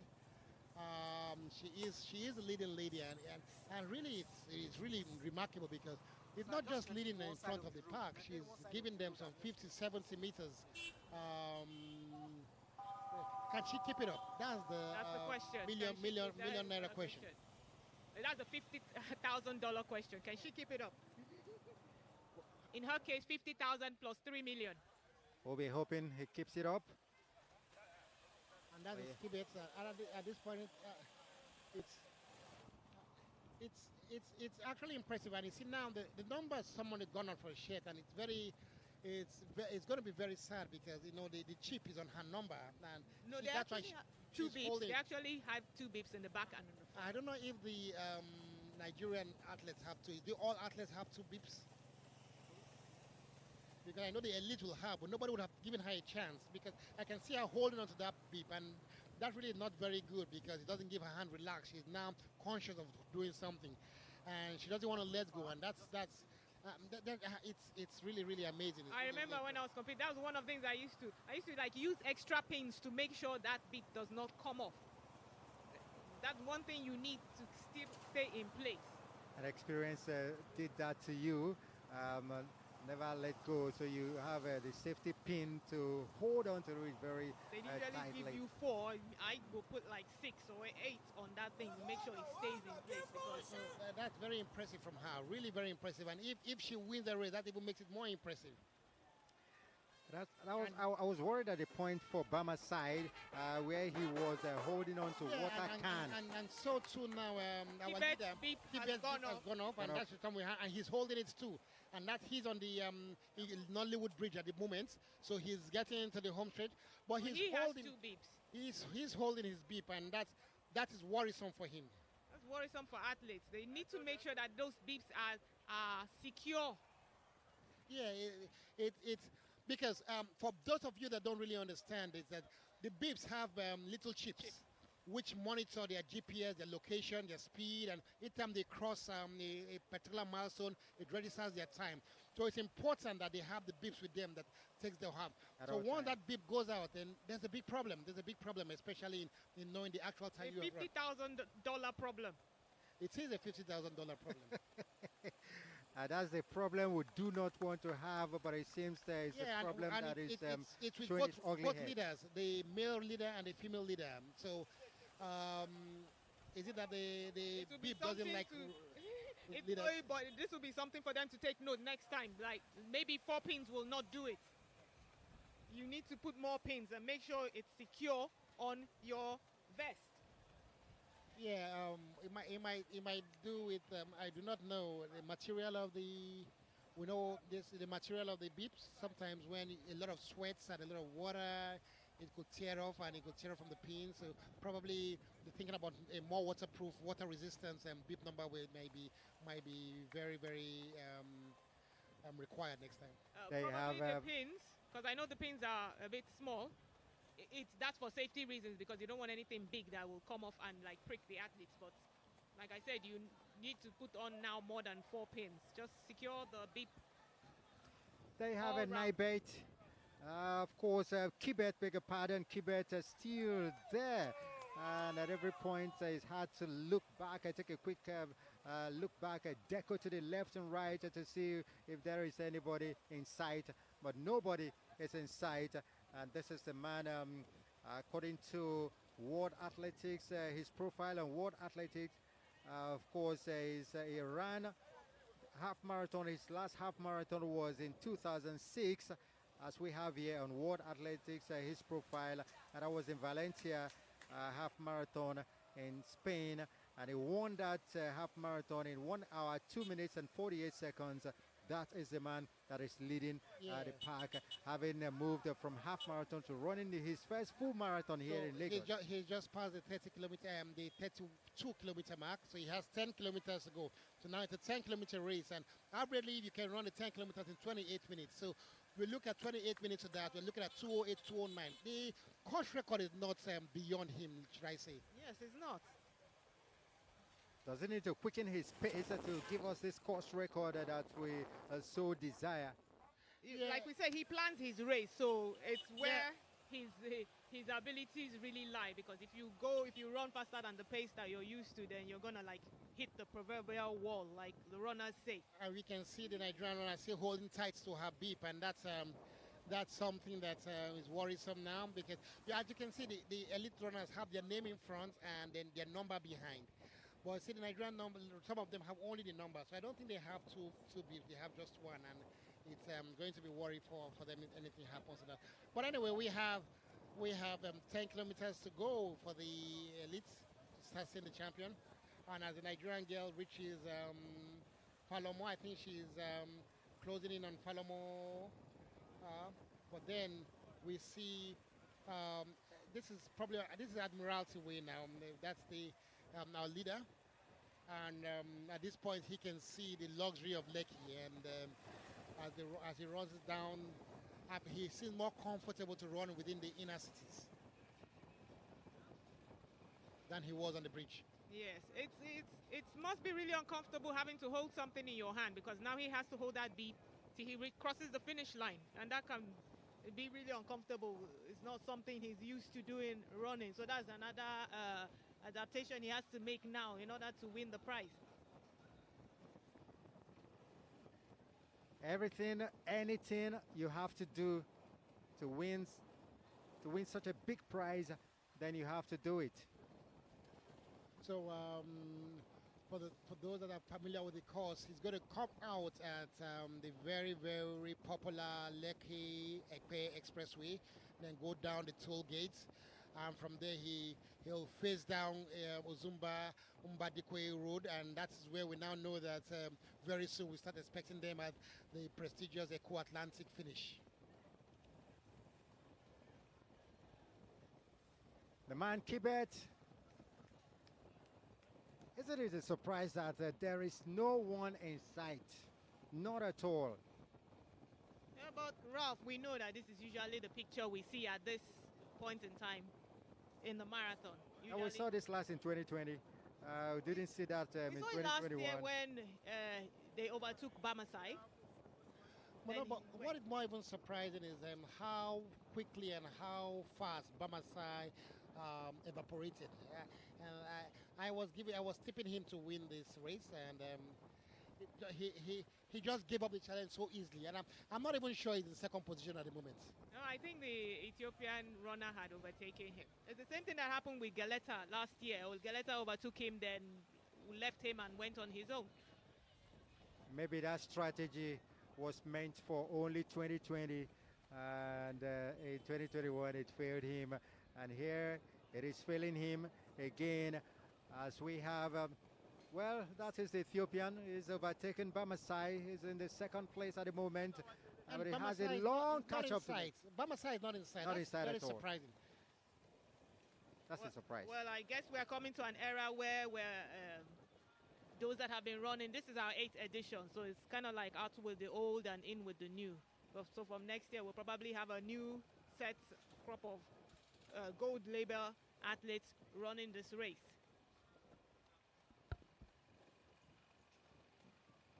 Now we have Kibet looking back, but really he has given the next runner. We can't even see the next runner.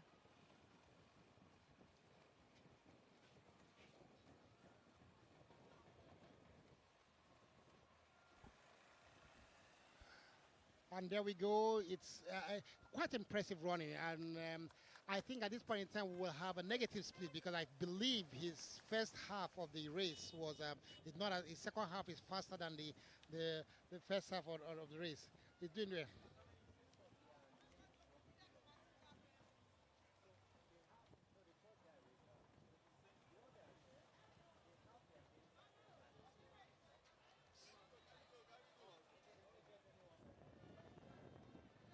This beep loss is a very worrisome development, because now we see the first two runners in the middle don't even have their beeps in front.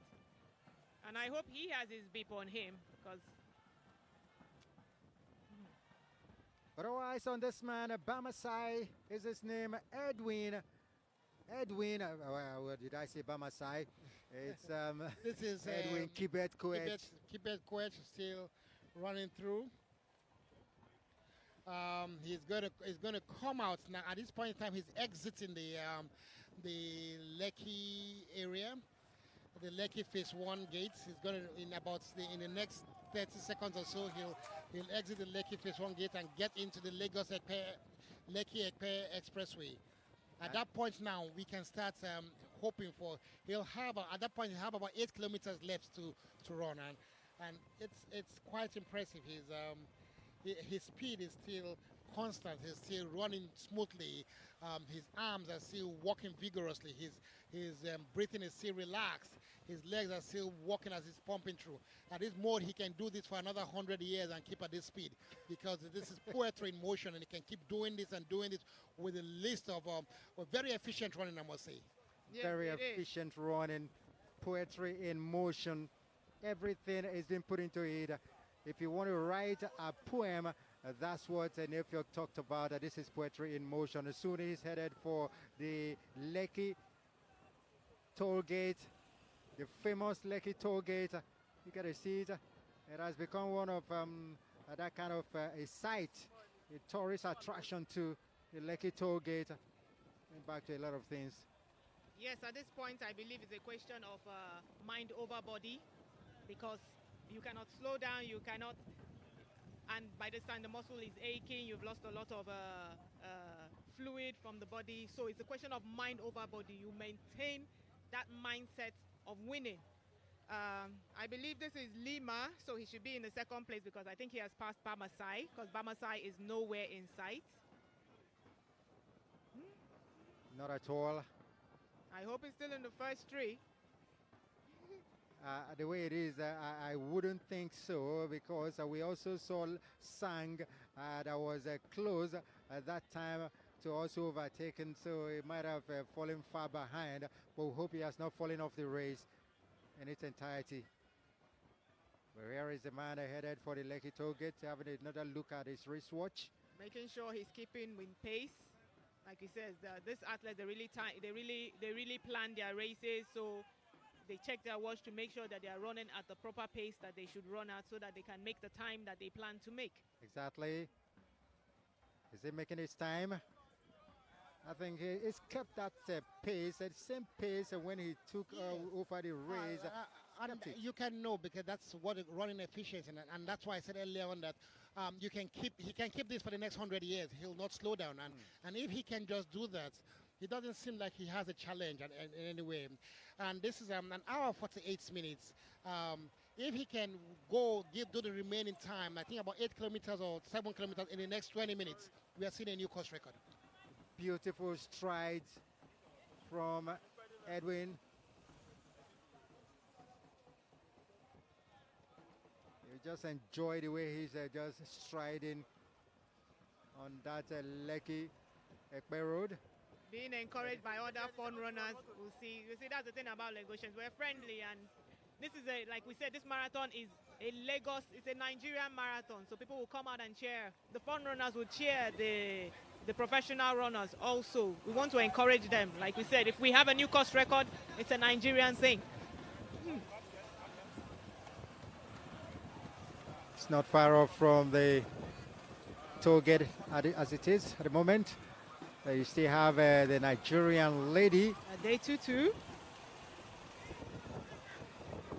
She looks to be winning a little bit. She's my athlete of the event so far, because it's impressive how she has taken this to the gutters.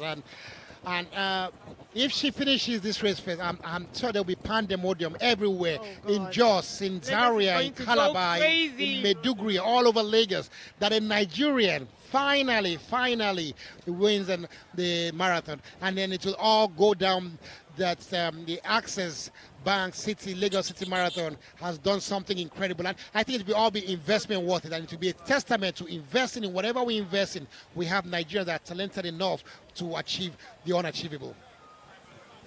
That's really true. So Kibet still keeping his pace.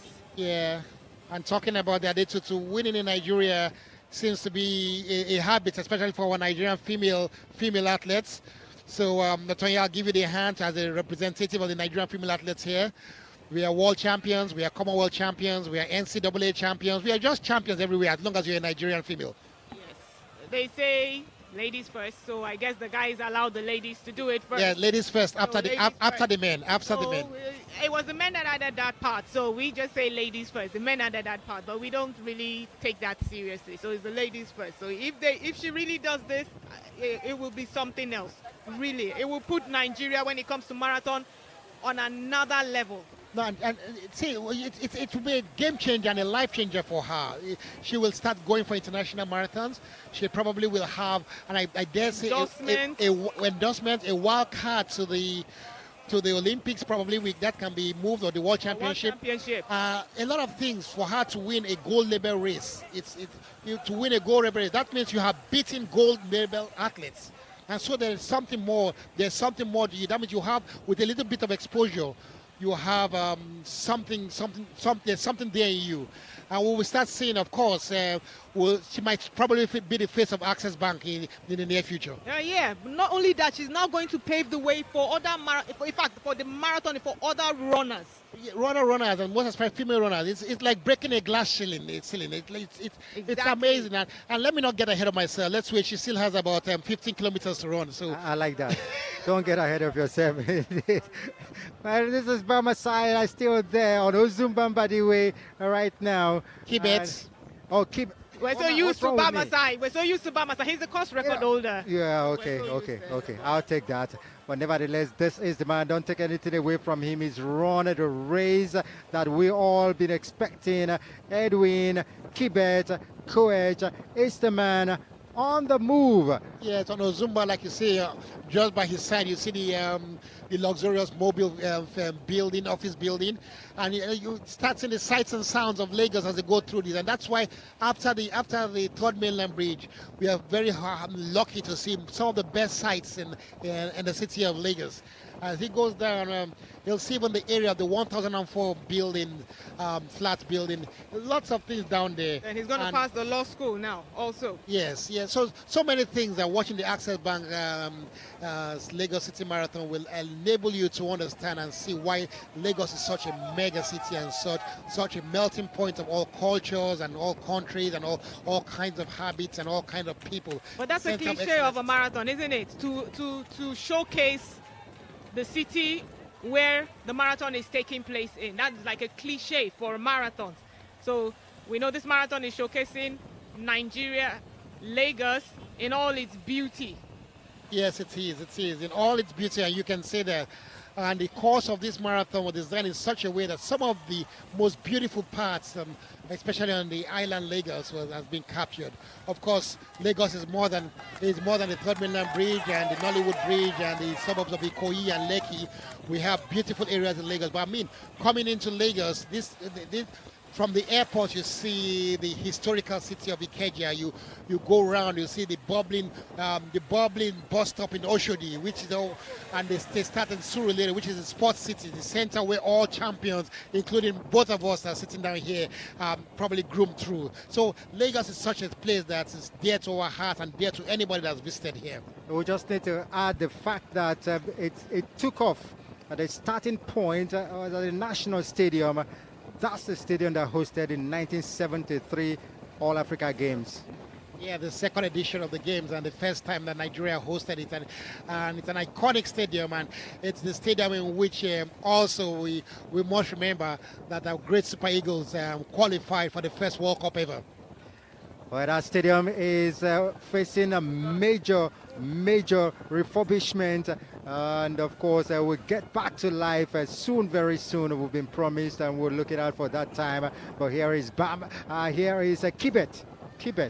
Well, he has 6 kilometers to go, and he has roughly 16 minutes to do that. I think it's very possible to him. At 6 kilometers, he has 16 minutes to do that, to break the course record. Otoye, do you agree with him? It's possible. It's really possible. And just for a tidbit, and I want to upset the footballers, do you know that road racing is now one of the fastest growing sporting events, even more than football, in the world? Yes, and talking about the fastest, that's the fastest the fastest female athlete in the Access Bank City Marathon, and it's a Nigerian. And for her to keep it to this level, to this stage, at this point in time, it's impressive. And look, Ralph, I don't really care what happens next. This girl must be encouraged. This girl is a champion. This girl is a pride to Nigeria. She has destroyed the field of Kenyans and Ethiopians. She has destroyed the field of elite athletes. She has destroyed the field of gold label runners. She has destroyed the field of world champion. She has destroyed the field of people that we have gotten from all over the world. This is homegrown. This is a talent made and bred in Nigeria. this is Nigeria. This is what we're talking about. This is improvement, and this is what we love about the spirit of Nigeria. And like I said earlier to Otonya, the spirit of the Nigerian women athletes. Yes, the mindset is so strong. You can imagine what it takes for you. We've had a lot of arguments, you know, whenever we start this marathon, a lot of the question that is asked is, oh, what of the Nigerian runners? When is a Nigerian going to win this Nigerian gold label event? Well, people, you have it. Well, we don't have it yet, but we may have it. We may have it. Let's put it that way. We may have it. Yeah, but even up to this point, it's still, for me, it's an impressive run. It's an impressive run. And thanks for quickly bringing back Otoye back to reality. We may have it. And of course, this is the year that it might just happen. Oh, and it will be a good year. Our gold label. Women. And as we can see, sorry, at the background is the part of the sites of Lagos. We're talking about 1,004 flats built the Obasanjo government, where we had a civil servant living in a small estate where we had 1,004 flats, and it's a nice. And then the Nigerian Law School, of course, like Otoya mentioned earlier, that's the war fence of the Nigerian Law School. So we are seeing very iconic features at in the Lagos City Marathon. Yes, talking about the growth of road racing, like we said, it's the fastest growing event in the world. So you'll be arguing with footballers. We know that football is a popular sport, but you cannot take it away from us. As of last year, the amount of road racing events doubled from last year for the World Athletics. It has doubled. The amount of labels that has been given out to people has doubled from last year. Oh, really? That's impressive. But yes, as you can say that, because in a football match you have 22 people playing, and you have in Nigeria you have 40,000 people watching the stadium. But here you have 50,000 people actively participating. That's massive. It's massive. I'm telling you, it's massive. And it's the only event where a professional and a lay person can compete in the same. For instance, the Olympic. Do you know that the Olympic now is organizing a mass participation race aside from the Olympic marathon? So the common man can qualify to go and run an Olympic event now. That is how big the mass participation event has gotten. That's impressive. Yes, it is. And like you said, much more different from football, because I don't see a time where Ralph will be playing football with Sunday Olisia and JJ Okocha at the professional level. But in the marathon, you can do that with the top athletes.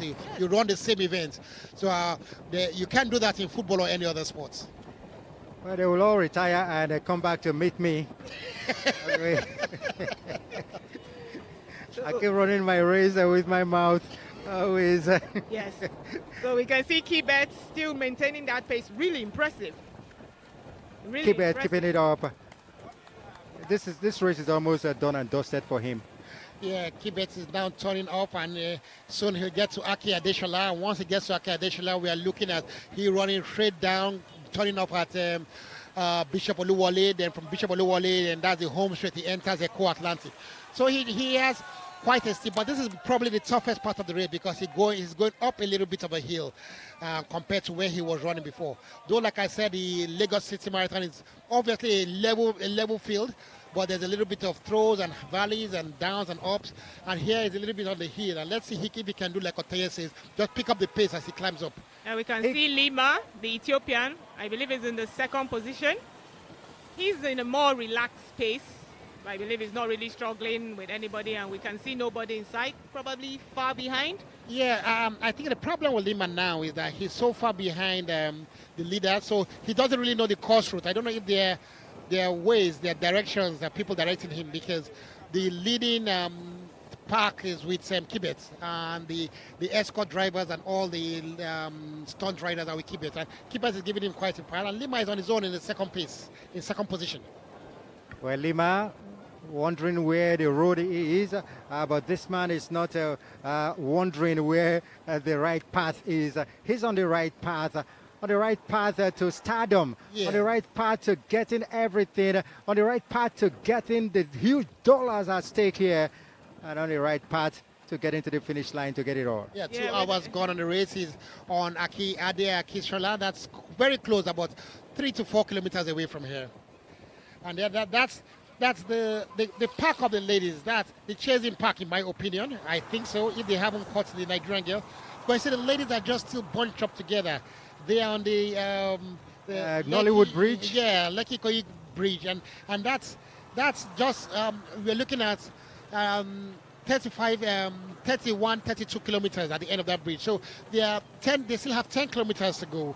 And at this point in time, if I think our producers will show the leading Nigerian girl, if she's still in front, if she's still leading the pack, then at this point... Well, we have Guta there. On this bridge?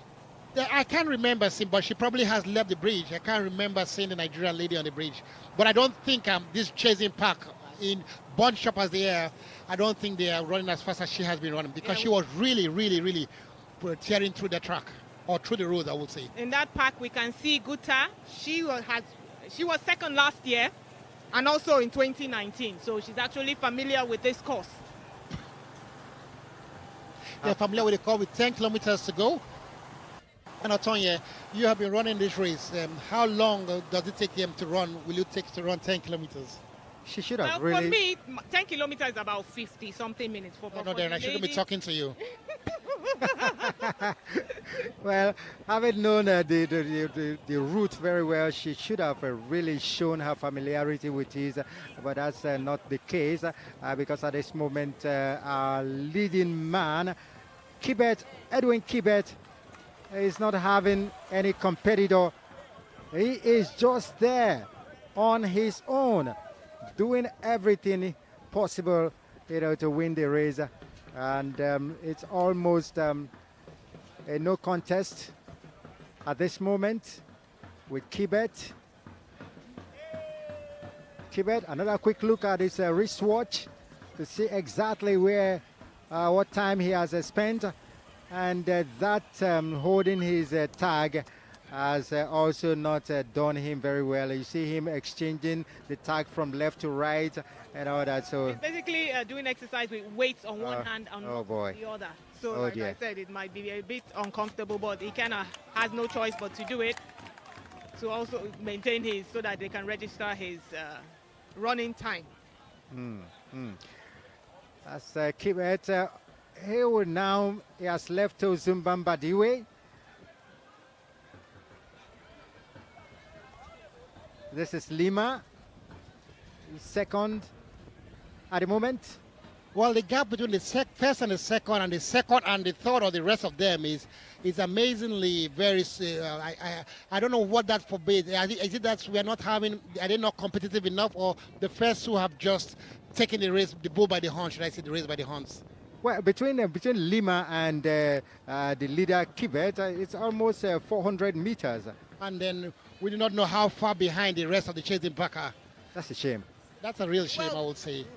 We must admit that sometimes this really does happen in marathons. It really happens where you have somebody, especially in the last 10, 15 kilometers, leave the pack and then run on their own. I believe...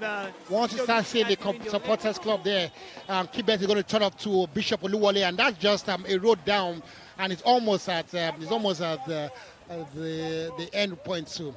So Eko Atlantic. Yes, we do not know if he can do that in another 6 minutes to break the course record, but he's probably going to. He's giving us I think 2 hours 11 minutes, 12 minutes. That's what it's quite an impressive time, but really we had hoped that we will have something much faster than this. Let me just go back to seeing the members of the Nigeria Football Supporters Club, football and other clubs, other sports supporters club. This is new this year. It has been introduced to encourage the athletes. The athletes they love to be cheered. They love to be encouraged. They love to see people, shouting, and screaming when they are running. That encourages them. And so they brought in the supporters club. The supporters club at different points at stadium. Yeah, I'm talking about supporters. I just glanced through one of our most famous pidgin English commentators, and I don't know if we can talk to her and see if there's anything that she has seen in the accelerator. So, how do they see this race now? Well, this race get voltage and a good label, meaning say we don't upgrade for inside this Nigeria where we did so. You know, say this race where they start in the 80s and nobody knows say the thing will get level like this. And now when we say they can't kick start time again, this Access Bank Lagos City Marathon, 8th yet on the bounce, men and women go get equal voltage of pogri. You can see say the women they extra competitive because we know say some women don't win marathon before. Well, Ratcliffe don't win marathon before. Don't be 1, 2, 3 times of the era. So now I don't put more money. The women now they show their shares. I don't know, sha. With the way the thing humid, they be like say go be Kenyans when go carry on. But anything is possible, my people. Boko. All right, then. Thank you very much, Swore. Chief Swore. Yeah, Chief, you have to put that Chief Swore, one of our only female title holders. But we can see, she made a allusion there that we are seeing the Nigerian ladies still leading the pack at this stadium. So we have the $50,000 seems to be going to the Nigerian girl at now. That's going to be something amazing, something incredible. Something unbelievable, something Ralph, out of this world. I think Overwhelming and overcasting. We can start getting excited that the Nigerian will beat all the Kenyans today. All right, let's hope so that it comes to pass. But I wanted to identify that man that has been with her all along, Dewumi Adebola Jamiu, in that vest number 5991, and Bamasai. Bamasai still at the top of his race. Came here wearing vest number 3, but it's number 1 as the race progresses. He's just enjoying himself. Well, you say he's enjoying himself. I'm saying he's fighting. At this point in time, there's a lot of fatigue in his body. All he's seen at this point in time is that he's looking for the finish point. You see, it's good that the finish is at Eko Atlantic, because if the finish was on the 3rd Mainland Bridge, a lot of people at the end will jump inside the lagoon, because you can everything is taken away from you. You are tired. I tried running the marathon once, and I tell you, I stopped at 13 kilometers, and that was at the bridge, and I almost died inside for a swim. So I tell you, it's not easy at all. It's a very difficult thing. I can imagine. Because you use a lot of the calcium, magnesium that helps you not cramp.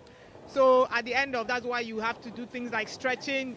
When you see some of the runners, and when they finish, you notice that they go warm down after they finish, because you have to kind of like get your body. When you finish running, everything is tight, all the muscles are tight, they've been drained of a lot of the nutrients in your body, and you have to go and replenish that store. Yeah, unofficially 2 hours 8 minutes, and he's about he has passed through the Barbie Tower, so he's about entering the Eko Atlantic City gates. So he's getting ready. He's getting close to the finish, and I think from the city gates to the finish line is about 2 kilometers or 1.5 kilometers. So we are definitely not going to see a course record, but it's going to be a pretty impressive time and a pretty impressive run from Kibet. What do you say? What are we going to break last year's record also of 2 hours 11 minutes? Yes. Well, it's going to be closer, around 2 hours 11, 2 hours 12, in my opinion. That's about the pace at which he's going. He has entered the city gates, and so any moment from now, we start hearing the cheers and the dancing of the pretty ladies and the ecstatic crowd as he just to remind to the you finish line. That if he actually breaks the last year's record, which is 2 hours 11 minutes and 58 seconds, there's still a bonus in it for him. There is still a bonus for it in him, just breaking last year's course time. Yes. Great. That's where it is. At this point, we'll just tell you that we have our winner for 2023. Yes. What time he will finish is what we do not know at this point. Yeah, we can be confidently say, I think if you are a betting man, you'll bet on him now. But I don't think any bookmaker would have taken your bet at this point in time. I'll just laugh. It's possible. We've had some races where people got to like 5 meters to the finish line and they just couldn't move anymore. But the distance, the gap is too much. He will roll across the line. But, what was the year? Was it in 2016 or 2017? That we had that runner, that was helped across the finish line. It was almost on all fours. And he was helped. I think it was his twin brother that actually helped him across the finish line, if I do remember correctly. So we have started to see the flags of the sponsors, and we are seeing the beautiful roads of the city, of the Eko Atlantic City. We are going to hear the jazz, the girls are dancing, the music is drumming, the people are shouting as the runner is visibly running to he's maybe the last roundabout. He's going to be visible to us at the finish. Everybody's shouting and they're cheering him on. And the second runner is now coming behind him, Lima from Ethiopia. He's not going to beat the course record. That has gone. He's not going to beat last year's time. I don't think he will. But it's quite an impressive time in all ramifications. Quite impressive. Come past the course record. So we're going to have that this year. We'll live to fight for it another year in 2024. And but this man, no need to look back. Yeah, no need at all. You should keep your focus on the finish line. I think for some of them it became a habit. Just looking back is like part of the running. Although it just take away from your speed, so there's no need for that. This is Edwin Kibet coach. He's 39. Graduated to full marathon or just in this race. He's been running half marathons, but this is his first full marathon, 42.2 kilometers. This man will complete in yes, a few at minutes. this point we will say that last year's record is also gone. There's no breaking that also. Well, mind you, we have the unofficial time, so we really don't know what's happening at the official time, but it wouldn't be so far away from this. Very true, very true. But this man has run this race. He took it by the scruff of the neck. Away from Bamasai. While that might have given him the race, but what killed his record attempt is the first half of the race. I think it was too slow. If he could have been with Bamasai at the first half of the race, that would have been a little bit impressive for him. Now we have the cheerleaders welcoming the first place, Kibet, to the finish line. Still checking his watch to see if he's still keeping pace. Maybe he has his own personal time to do. So everyone in the Eko Atlantic can sight this man Kibet now, and the cheerleaders are doing their thing already, cheering him on as he approaches. He can also have a view of the finish line at this point. Yes, I could also say we also have the head of running and mass participation from the World Athletics watching him come to the finish line as well, in the person of Alexio Ponzi. So in 2023, the photo finish machine at the finish point would not be needed at this moment. Not at all. Because Kibet is striding down with a great view of the finish line. He's coming. Kibet, Edwin, Kibet coach. Coming. He's coming. Headed towards the finish line, and is the champion for 2023 Access Bank Lagos City Marathon. Edwin Kibet coach. Well, we don't have the official time at the moment. We'll confirm that to you. But it's on all four at the moment. Having crossed the finish line, crawling. He won't mind. He's excited. He's happy. This will add to the race. Access Bank Lagos City Marathon 2023 winner, Edwin Kibet coach. This is what we talk about when he says mindset. You can imagine what it takes for you to run with the fact that your legs are aching and then you have to come and collapse at the finish line. It takes a lot of mind power. But congratulations to Kibet for winning the 8th edition Gold Label Access Bank Lagos City Marathon. Lima also finished in his second place. That it is Alemayehu Mekonnen Lima, the Ethiopian. Last time out it was Ethiopia.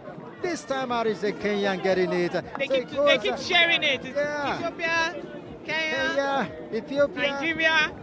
Where is that? What are you talking about? Okay. We're hoping, where is the Nigerian girl we're expecting to win this year? We'll sight her soon and of course confirm where she is at the moment. But this finish line have received 2 athletes already finishing in the champion Edwin Kibet coach, and of course Alemayehu Mekonnen Lima. Maybe we'll finally find out what happened to Bamasai. We'll find out. But this man can go and take a quick shower. And wait for the others. So also Lima can go and take a quick shower and wait for the others to be coming back. What you do is that you do a warm down. You want to gradually bring down the temperature of the body. Exactly. So do a bit of stretching. This is a Sang, of course. Sang is placed third, so it tells you that Adise Sang will overtake Bamasai the way he was moving. This is the result. You were right. You were Sang right. in front, might just finish third as he's in the arena already. So we will have a Kenyan, Ethiopian, Kenyan. A nice marathon sandwich. So we are expecting him to cross the finish line. There he is, just about 20 meters away. He's been cheered all the way to the finish line. And Sang will be finishing third. Bernard Sang. He was here in 2020, finished 9th, and it's a great improvement for him. He will be finishing third in 2023. 2 years does a lot, and 3 years does a lot. Bernard Sang is third place in 2023 Access Bank Lagos City Marathon. Here you have the tall figure of Bernard Sang. Ralph, have you noticed the age of the first three winners? Sang is actually 42. Yes. So we have a 39-year-old winner, then we had a 26-year-old at third place there. We have a 42. So you 42. Can imagine the Wow. older generation. Wow. We're not messing around with the younger ones. You know, and she was totally right. The fact that marathon starts from 30, 39, 40 years.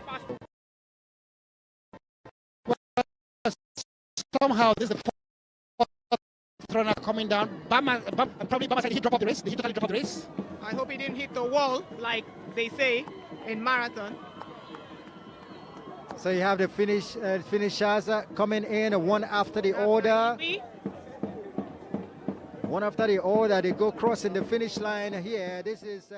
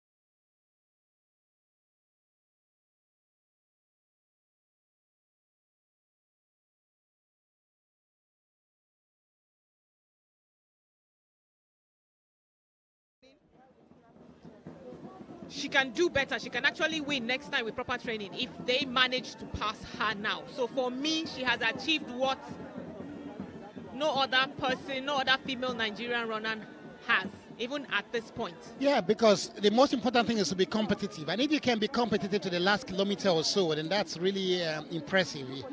It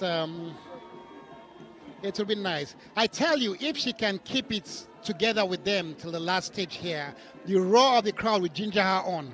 Somebody that needs to be shouting to her ears, $50,000, $50,000, $50,000.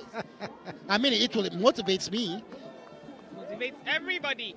And then additions here and there also. A Nigerian winner and a winner of the race. And of course, there you have Yusuf Ali, infuriated by some people, you know, not maintaining their places.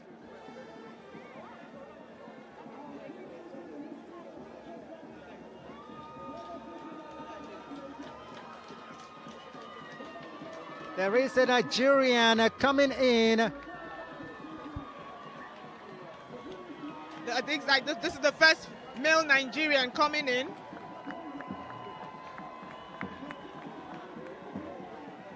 As we can see, it really takes a toll on you. The first Nigerian male. 2.5 hours gone, and first Nigerian man. We'll get his name for you shortly. But we want to say congratulations. It is not an easy feat.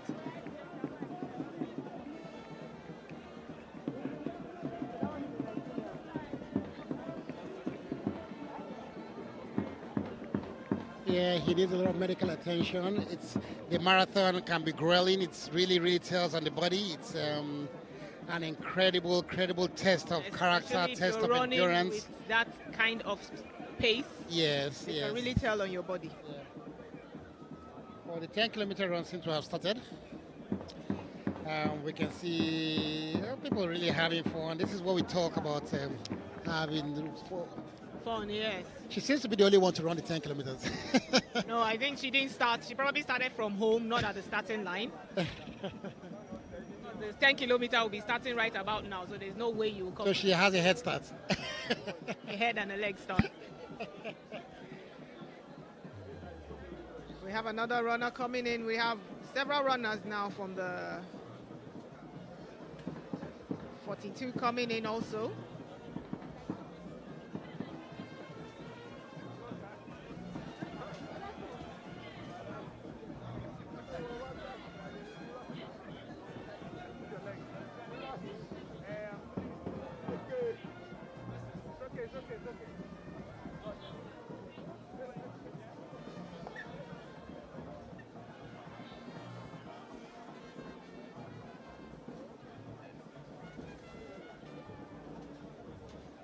The Access Bank Lagos City Marathon is still ongoing.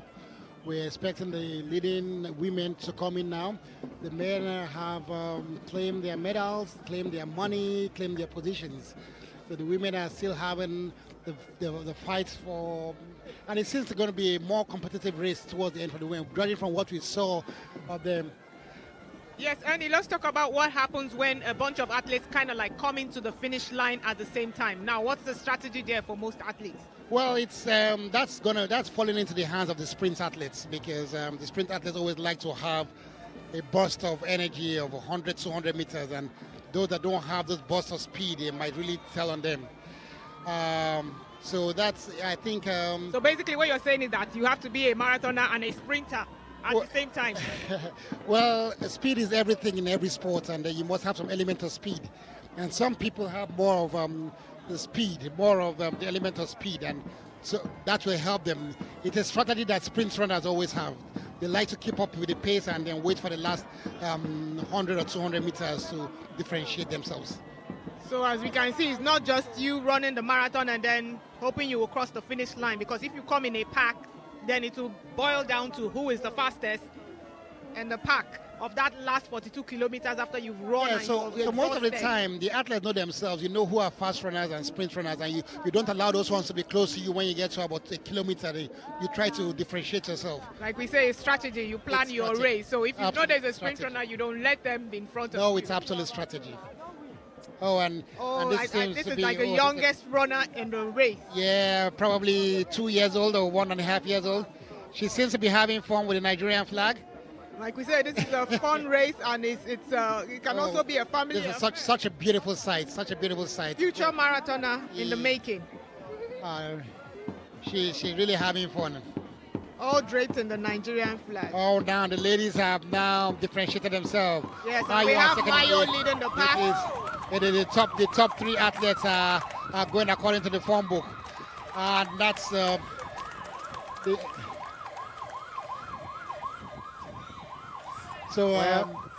and Guta are now taking up the. Yes, Mayo was 3rd last year at the marathon, and Guta was 2nd at the marathon. So we basically have the people that won the last year still now vying for the 50,000 again this year. Urisi is someone that has come in 2020. I think Urisa. So she is there in 3rd position at the moment. I believe if Adetutu had kept with them, I think she has a sprint. So Guta, Mayo, and Urisa, those are athletes that know this course very well. They have been medalists in this course at numerous occasions. So these are very well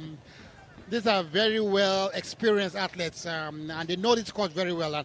And probably they had known that Adetutu can't possibly can't in any way on earth keep up the speed at which she was going.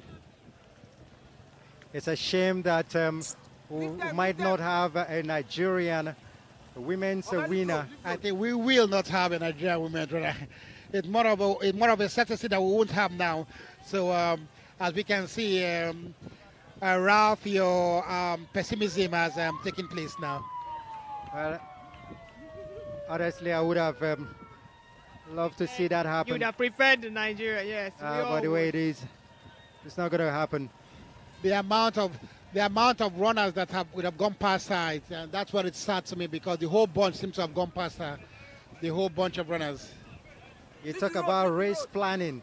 Planning how to run your race and all that. She didn't do that. She enjoyed her time in front anyway. But I believe she planned it better than she had planned her previous races before. But like we said, there's a long way to go. In terms of experience, the Kenyans and the Ethiopians, they've been doing this kind of thing. It's like almost a birthright for them. So they know how to communicate within themselves. She's put up a gallant effort. I must encourage her. She has put up a gallant effort. She's beaten one or two elite, but I hope she can get into that top 8. Then she can just beat that person in front of her. She should get into the top 8 so that she can win something substantial for her effort. She deserves something. She deserves something. She does. Great race ran by Adetutu here. And of course, she's still going. I hope she doesn't drop out the way she's going, like begging for water practically. Get me some water. Get me some water. At the finish of the race, she should really have just. There's a motivation. So, like I said, probably Bamasai, she's not going to stop and she's going to finish the race come what may. There's no need starting a race when you can't. If you can do everything in your power to make sure you cross that finish line. This seems to be the leading 3. It's Guta, Urisa, and I think Mayo. We don't know how the medals is going to be distributed, but this seems to be the leading 3. So like what we were saying before, it's going to be a sprint finish now. So whoever has the fastest last kilometers, last meters is going to win this race. I always love to see sprint finishes in races, and we might just have that here in the women's race at Access Bank Lagos City Marathon 2023. The 3 ladies in front. What will separate the 3 of them? One will get tired and say, okay, I'm done with this this love matter. Makes you wonder. You can see, those are the 3 medalists. In what order, we do not know yet. Yes, it makes you wonder if they decided ahead of time, okay, who takes the 50, who takes the 40, and who takes the 30. Okay. So you have Urisa, you have Guta, and 2 in front now. Mayo slightly behind. And not even slightly, she's behind now. Okay, now the sprinters are leaving the slow ones. So it's a race between Urisa and Guta. Urisa and Guta. That's the second. So they've left Mayo. So Guta was second last marathon. So let's see if she wants to up that ante and become first this year. And it's Guta that is winning the sprint race. Guta in front. Urisa behind a bit. Yeah, she needs to break that jinx because the last 2 marathons that she has attended, she's placed second in both of them. So now she wants the first position. And you can see that she really wants the first position. She wants it so badly. She's taking second too many times, so she's really going for it. My money's on her. You're very late in you putting. You didn't put your money on her. You're very late in betting. Betting closed long ago. Last minute betting. My money is on her because she's really going to watch it. If you're an athlete, especially if you've never won a gold medal and you keep winning the silver and the bronze, I bet you'll be very determined. You will not let anybody pass you to that gold medal, which is what you can see her face. Guta in front. Guta to finish in first. Guta wins it. Guta wins it. For the women's race, Urisa is second. What a race run by these girls, these women. And here comes the third place, coming in quickly. Mayo taking third again. She was third last year and she's third again this year. But Guta said, no, I will not take second again. I must take first. And she has now made it. So congratulations to our winners. Great race by Guta. So the fourth position has just gone through. And that's Jeprono. The fourth position has just gone through. I'm trying to keep an eye for our Nigerian and what position she will finish up through. But it seems that the first 4 are out. The fifth is out. So, yeah, the fifth has gone through. The fifth has gone through. Oh, where is she? The fifth position is out. And probably the sixth. The fifth and sixth are there. The seventh is coming in there. And eighth. So I don't think she's in the top 8. We see there's still 2 more prizes to go. It's the top 10 that they take. So I can see the 9th position coming in behind. Before I think she's number 10. That's still good. Oh, there you have her. There you have her running up there. She's moving up very well.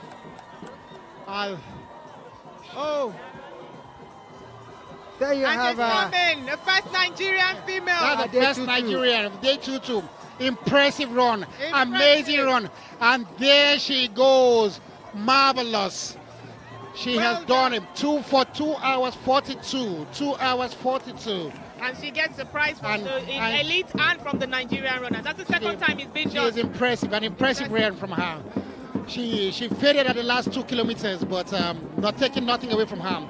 She was within the mix. Like we said, we keep improving, and this we can see. Maybe it's the gold label that made her run this way. We've improved in leaps and bounds this year, especially in the women's area. So congratulations to the Nigerian runners also. Great race that we've seen this year. Great race by Felicia Adetutu. Great race by the winner of the men's race, Kibet Edwin. What a race that we've seen this year. More and more are finishing. That's where it is in the spirit of Olympism. Finishing is most important. But then if you win the race, you get the prize money. So you must strive to win the race, but most importantly, you must strive to finish, no matter what it is, no matter the odds. Finish. Like we say, it's not easy. The race is not easy. So a lot of them will be getting medical attention. A lot of massages because the muscles will be cramped, sometimes really stiff. Yeah, they totally spent. Really tired there. It's amazing. But well done. I need to ask the 2 athletes with me here. This girl finishing the 10th place. What kind of encouragement and what kind of buildings and all that should Nigeria now? I don't even think it's the position. It's the manner in which she took the race to the elite athletes. I mean, she took the race till the last 3 kilometers. So it's something that we can build on. I think this girl I don't have much of her records, but she should be encouraged. And like Traya said, we don't have to look at whether she's young or whether she's old. She's talented. She's a real talented athlete. And she must be encouraged, and she must be sponsored for some other. Let her gather experience. Let her run 1 or 2 other marathons around the world this year. And let her have that confidence. When she comes next year, she knows that she's one of the elites and she can do it. And I can bet you next year, when the Kenyans and the Ethiopia come, they will not take our Nigerian athletes for granted. Yeah, surely they won't. They won't. That's a big lesson to them that a Nigerian, if not for her getting tired at that point, she would have really won this race. Yeah, I'll even take it down. Most of the time she took it out. I'll take it down to inexperience rather than even fatigue. Inexperience. It's an amazing run, nonetheless. I can't fault her. I can't fault her at all. Not at all, not at all. Great race by that girl, Felicia Adetutu, the Nigerian, who finished 10th in 2023 Access Bank Lagos City Marathon. I recognize one lady, one of the veteran ladies. She should be in her late 50s. You see, this marathon is not just for the young people, not just for professionals. We also encourage veterans to come and run. It doesn't matter how old you are. We have those in their 50s, we have those in their 60s running. Like we said, keep fit, have fun, come and run. You run. This is, like we said, this is the only sport and event that the masses can come and compete with professional athletes, all in the same event. So congratulations to all the runners, both the elite runners and both the fun runners. Whatever you came to come and do, whether it's fun run, whether it's keep fit, or even walking, congratulations to everybody that crossed the finish line. You did it. You did it.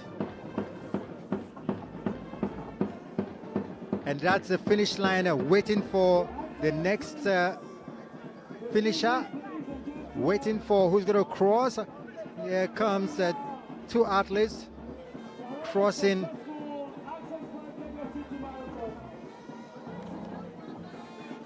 Access Bank Lagos City Marathon 2023. We have the winner in male and female categories. We already had Edwin Kibet winning the men's race, and of course Guta Alemenes finally coming first, winning the women's race. Fantastic race we've done this year, 2023. We now have the second Nigerian female coming in.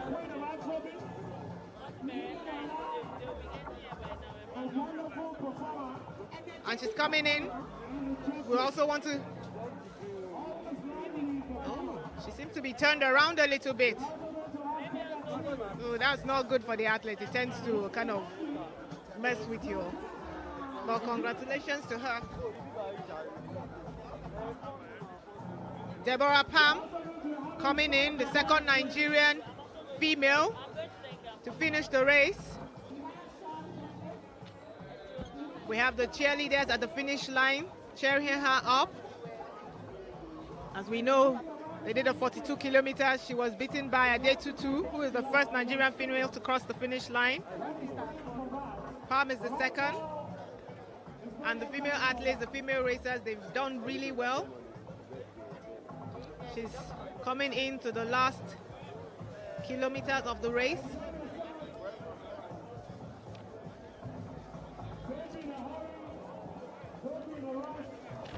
Lagos is where we are, and still, if you're just joining us from any part of the continent, it's Access Bank Lagos City Marathon, and we witness our winners for 2023 with Guta Hefa winning the women's race.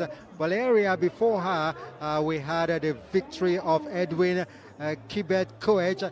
In the men's race, he ran an unbelievable race, taking over from Whereof, putting Bamasai behind, and ran his race. It was him alone, and you'll be wondering, many of us were wondering where were the others, and he left them all behind. and finished to win the 2023 Access Bank Lagos City Marathon. Here comes another finisher. She started very well. This is Pam, of course.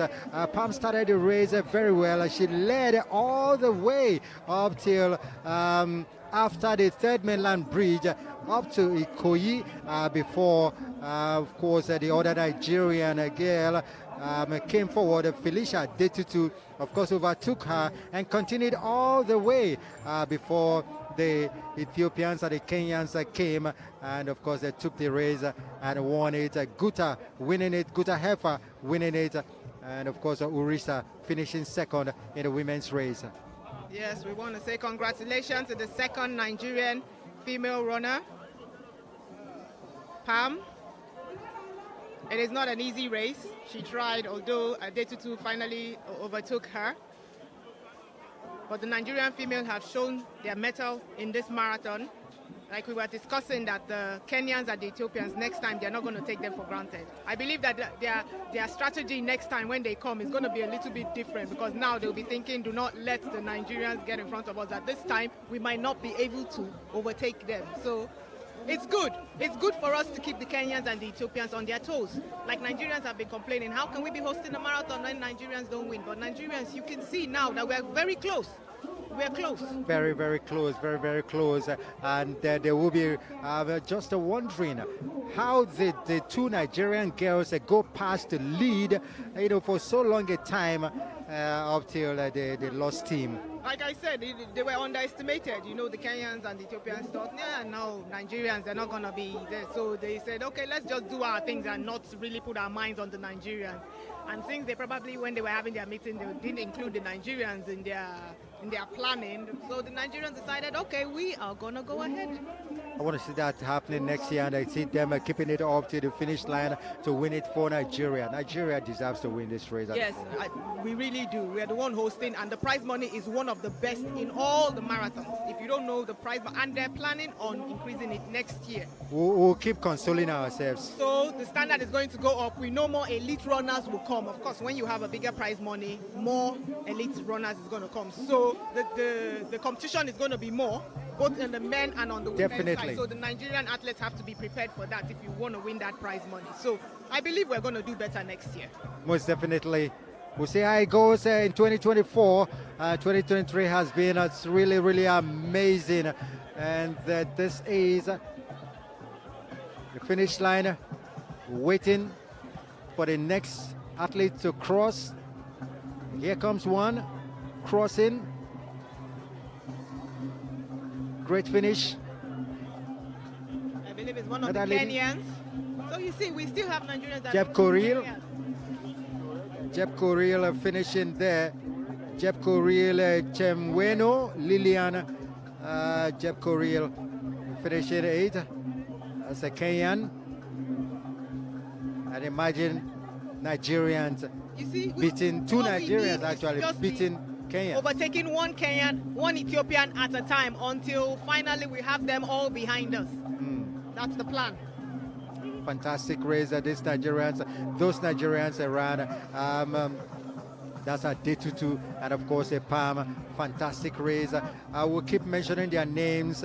They need to be encouraged, and of course a whole lot should go in like development. A whole lot really needs to go into the development of the marathon runners. And we are known as a sprint and jump country. Yeah. But if you look at the regions of Nigeria, usually in the south, you have the sprinters and the runners and the jumpers. Then in the middle, where you have the plateaus, the jaws, you have the long distance runners. So we need to develop our marathon runners the same way we develop our sprinters and our jumpers. It's still an ongoing process, both for the sprinting and for the marathon. So, like we said, we need to do more development. More development, especially developing these two girls that have done very well, and of course hosting Nigeria as a flag where the other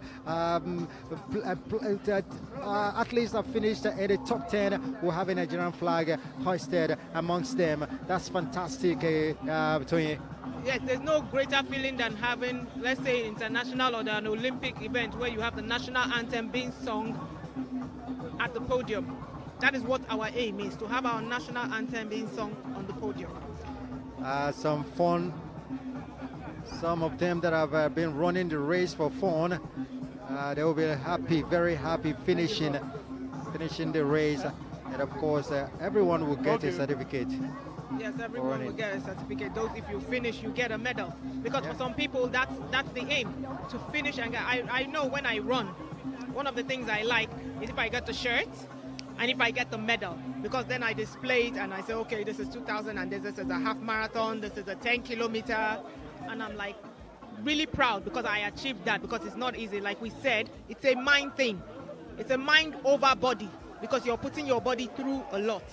So once again, congratulations to all our finishers, not just our elite runners, but all our finishers. Once again in 2023, the first gold label race in Nigeria has winners, and of course in men and women, and the athletes have really bent the course, bent the routes and everything in 2023. And of course it rained, it became sunny, slight rains here and there, showers of blessing. Okay, and of course it became sunny and it ended in a sunny atmosphere, and it's really pleasant to behold how this year's 2023 Access Bank Lagos City Marathon, the gold label race, has panned out beautifully. We're not able to drop it to be below 210, but all the same, it's been a wonderful race here. And then right now we would like to go to the studio to have a Moses praise, and of course alongside the Olympic gold medalist Nephew Kudobong, we'll have a review of the race, and then we'll come back to round up. Well, Ralph, I have to hand it over to you. I mean, the trio of both of you, Otoye and Eni, definitely give us some good ride, taking us through how things actually turned out. Well, congratulations has to go to the man who finally came through for the Kenyans. The Kenyans continue their domination of the men segment of the Access Bank Lagos City Marathon. Edwin Kibet coming through here. The course record remains very safe, and Bamasai will be very delighted that has stayed that way. I think the beauty of this particular marathon has to be the fact that it's also a qualifying for Paris 2024, and I think beyond ranking points, it being a qualifying for the Olympic marathon event, it's another laudable thing to look at as regards Access Bank Lagos City Marathon. Oh, yes, Moses, but you said that Bamasai will be happy his record stays. I don't think he'll be happy how he ended the second half of the race, because the first half of the race we thought that he was going for the record, and he was a little bit on course within 1 or 2 seconds, but he just faded off, and it was really surprising. I really don't understand for an athlete that knows the course so well, how he could have just faded off so quickly. I was very surprised, and I agree with you absolutely. The fact that he actually knows this course well enough. He is the record course holder. He has also, as a matter of fact, came second in this one. So this is a course he's gone through a lot of time. But very importantly, it also states, or validates how very, impossible this course is. It looks easy to we the neutrals who watch it and say, come on, you can do it. But the truth is, it is actually very tough. Yeah, it's a very tasking race. It's a very tough race, and you just have to give kudos to whoever wins it, and they keep on coming back and try.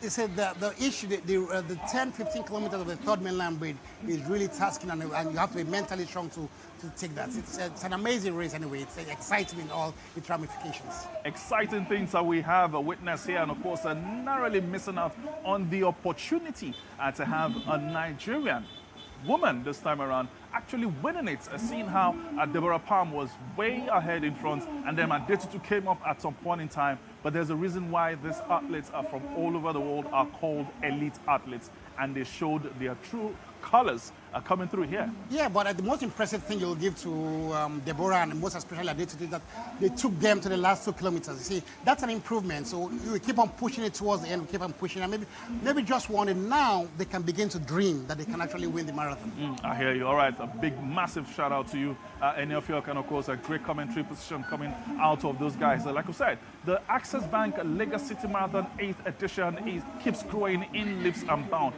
Things are looking really, really good. Most importantly for the Nigerian athlete, Deborah Palm, remember, in the 2020 edition, finished 6th, making it into the top 10. No Nigerian male athlete has ever made it into the top 10 of the Access Bank Lagos City Marathon, because it is not an easy task at all. I will say that to you. But most importantly, like I said, that the marathon is going in leaps and bounds. Also see how things are actually shaping up with regards to them getting ranking points. Beyond the ranking points, they are also getting qualifying to the Olympics Paris 2024. And it's great to see that the marathon event would actually have runners from this particular aspect are coming through there also. All right, I'm joined by the Deputy Governor of Lagos State, and it's great to see him coming through. Your Excellency, great outing we have seen. Lagos State government has been a major backer of this marathon that has now become a global feature on the World Athletics calendar. How excited is Lagos State? Because this started as just one of those races, but now it is a gold label races, the first of its kind in Nigeria. Well, I think we are very excited, and it shows the capacity and the ability of Lagos and the opportunity that exists in our state. Like you said, this is the 8th edition. You know, we must thank the sponsors and everybody involved, you know, so that at least we can sustain it. You know, part of the problem in our society is sustenance. So we've shown that we can sustain it, get it better, improve it. So I'm excited, happy for Lagosians, happy for all the athletes, the runners. People are coming from all over the world. My understanding is we have 50,000 registrants for this event. And if you notice, the Dubai Marathon is next week. And a lot of these athletes are in Lagos. So it shows something positive about our state. Let me also try, and this is not trying to patronize you in any way. I just stated that before you came on set. And I think these are the things that gets us as Lagosians excited, as Nigerians and Africans, most importantly, that this particular race has become not just for ranking points, but now a qualifiers for the Paris 2024 Olympics. And that should give you guys who run Lagos State to say, you know what? Beyond being the most populous city in Nigeria and the most populous city in Africa, we are also we're creating a foundation where we can become the hub for quality sporting adventures also. So, and you know, the lesson for me is this: we have a lot of negatives in our society, no question, like every society does. But the question is, are we amplifying the positives? Are we letting people see the positives? Forget about even the athletes. How are the young people coping into running for their health's sake? How are we doing it? So the idea for us in Lagos State government is, how do we percolate this to the society? Like everybody says, prevention is better than cure. If you run every day or if you walk every day, you know that your health status improves. So apart from even the marathon, apart from bringing people from Kenya, Ethiopia, everywhere to Lagos, we in Lagos and Nigeria must understand that we have a lot of positives and we must keep into it. And then, you know, we sort of amplify our negatives. I understand there are challenges, we must talk about them. But are we amplifying our positives? And I think that's what we should all take from this. A lot of good things are happening. People are coming to our country. They are having fun in our country. So we cannot be here and then look only at the negatives. Let's look at the positives. This is one of the Let's positives. amplify the positives a bit today, sir. And just tell us exactly what some of this. I've stated mine, and I've seen a few things here. And the fact that we are not just drawing elite athletes from all over the world, we're getting Nigerians to come through here and see the beauty that the Lagos State has to offer. What other positives are there? Well, so generally speaking, look around the world. Some few weeks ago, the state of California suffered major flood. 16 people died. Now, Lagos is 2 meters below sea level. This year, we didn't have any flood. Not because it's because of preparation. Yeah. And I'm not saying that there cannot be flood, but there will be flash flood. But it's preparation. So a lot of people don't see that because it goes behind the scene. So Lagos is safer, it's more secured, it's more prosperous. That's why people are coming. if it's not prosperous, people will not come. It's natural. So people talk about, oh, there is traffic. Of course, there will be traffic. We occupy 0.4% of the landmass of our country, but we housed about 12% of the population. So statistically, it shows that the density here is more than any other place. And then we are the economic hub of the country. So, and that's why a lot of good things, that's why our rail is now working. People are being trained on how to enter, trained how to use the cowrie card. We have a lot of ferries. And the good thing is we are also using technology in Lagos. So for example, our buses, our ferries, our train, we use the cowrie card. It's just a cowrie card, like you buy it anywhere. So a lot of positive things are happening in our state. And I implore the youth to look at it, understand it, and take care of themselves using the positive that is going on in our state. As I let you go, Your Excellency, we're looking forward to the 2024 edition of it. It will now become an event that will actually be registered. You have to basically pay to be part of it. Well, Lagosians are actually happy with your government, and that's why we want you back next year. So we'll definitely have you guys next. So what should we be looking forward to as regards the 2024 edition of the Access Bank Lagos City Marathon? Well, it will be bigger, better, and the ultimate aim for us is for this to now be platinum. Okay? So, and what that means is now comparable to anyone, anywhere on the planet. And that's the bottom line. So the vision of Lagos is to be the hub and be a destination around, for us in Africa. And a lot of good things are coming in terms of transportation, in terms of water services, in terms of everything. So it's a journey. Yeah. And then we started well and we keep moving. And that's why it's important for our youths and even all the adults to understand that we must key in and look at the positives so that we don't get left behind. Because the reality is, if you go to a restaurant in Lagos, don't think the next black man sitting to you is a Nigerian. People are coming from Kenya and taking opportunities. So we should stop complaining and take the positive and move with it. All right. Lagos is rising, and everybody must rise with it. We want the citizens of Nigeria to rise with us so that we can take the benefits of what is coming up. Excellent thoughts. I want to thank you so very much, Your Excellency. Thank you. It's been great fun. And of course, right here with me, the Deputy Governor of Lagos State, His Excellency Obafemi Hamzat, sharing his thoughts. And most importantly, the key message is the positivity that we all need to look forward in building and, of course, continuing to build that which we have. We're still looking forward to the 8th installment of the Access Bank Lagos City Marathon. Things are looking great at the moment. Yes, for Nigerian outlets, it's a great exposure for them, but then it really didn't turn out as expected. But still, I think the beauty of it is you're competing with the best in the world. And yes, Access Bank Lagos City Marathon organizers know for a fact that they are setting the pace as the #1 gold label race in the country. And they are planning towards it becoming a platinum race. With what we have witnessed, the course time is a bit, you want to say it was a bit slow. Could be better anyway, but then it didn't really turn out as expected for the organizers. And I'm sure they'll be looking forward to wanting to make it even better going forward. So an effort comes through. And yes, I know, you being an athlete and the likes of Tony, everybody talking, we wanted this to be, and the opportunity, the time when the course race will finally be broken. What would you say would have happened to many of these athletes who have been here quite a number of times, but then there was a bit of a struggle? Well, it's difficult to say because what I noticed in the course of race is that the pacemakers didn't keep up the pace.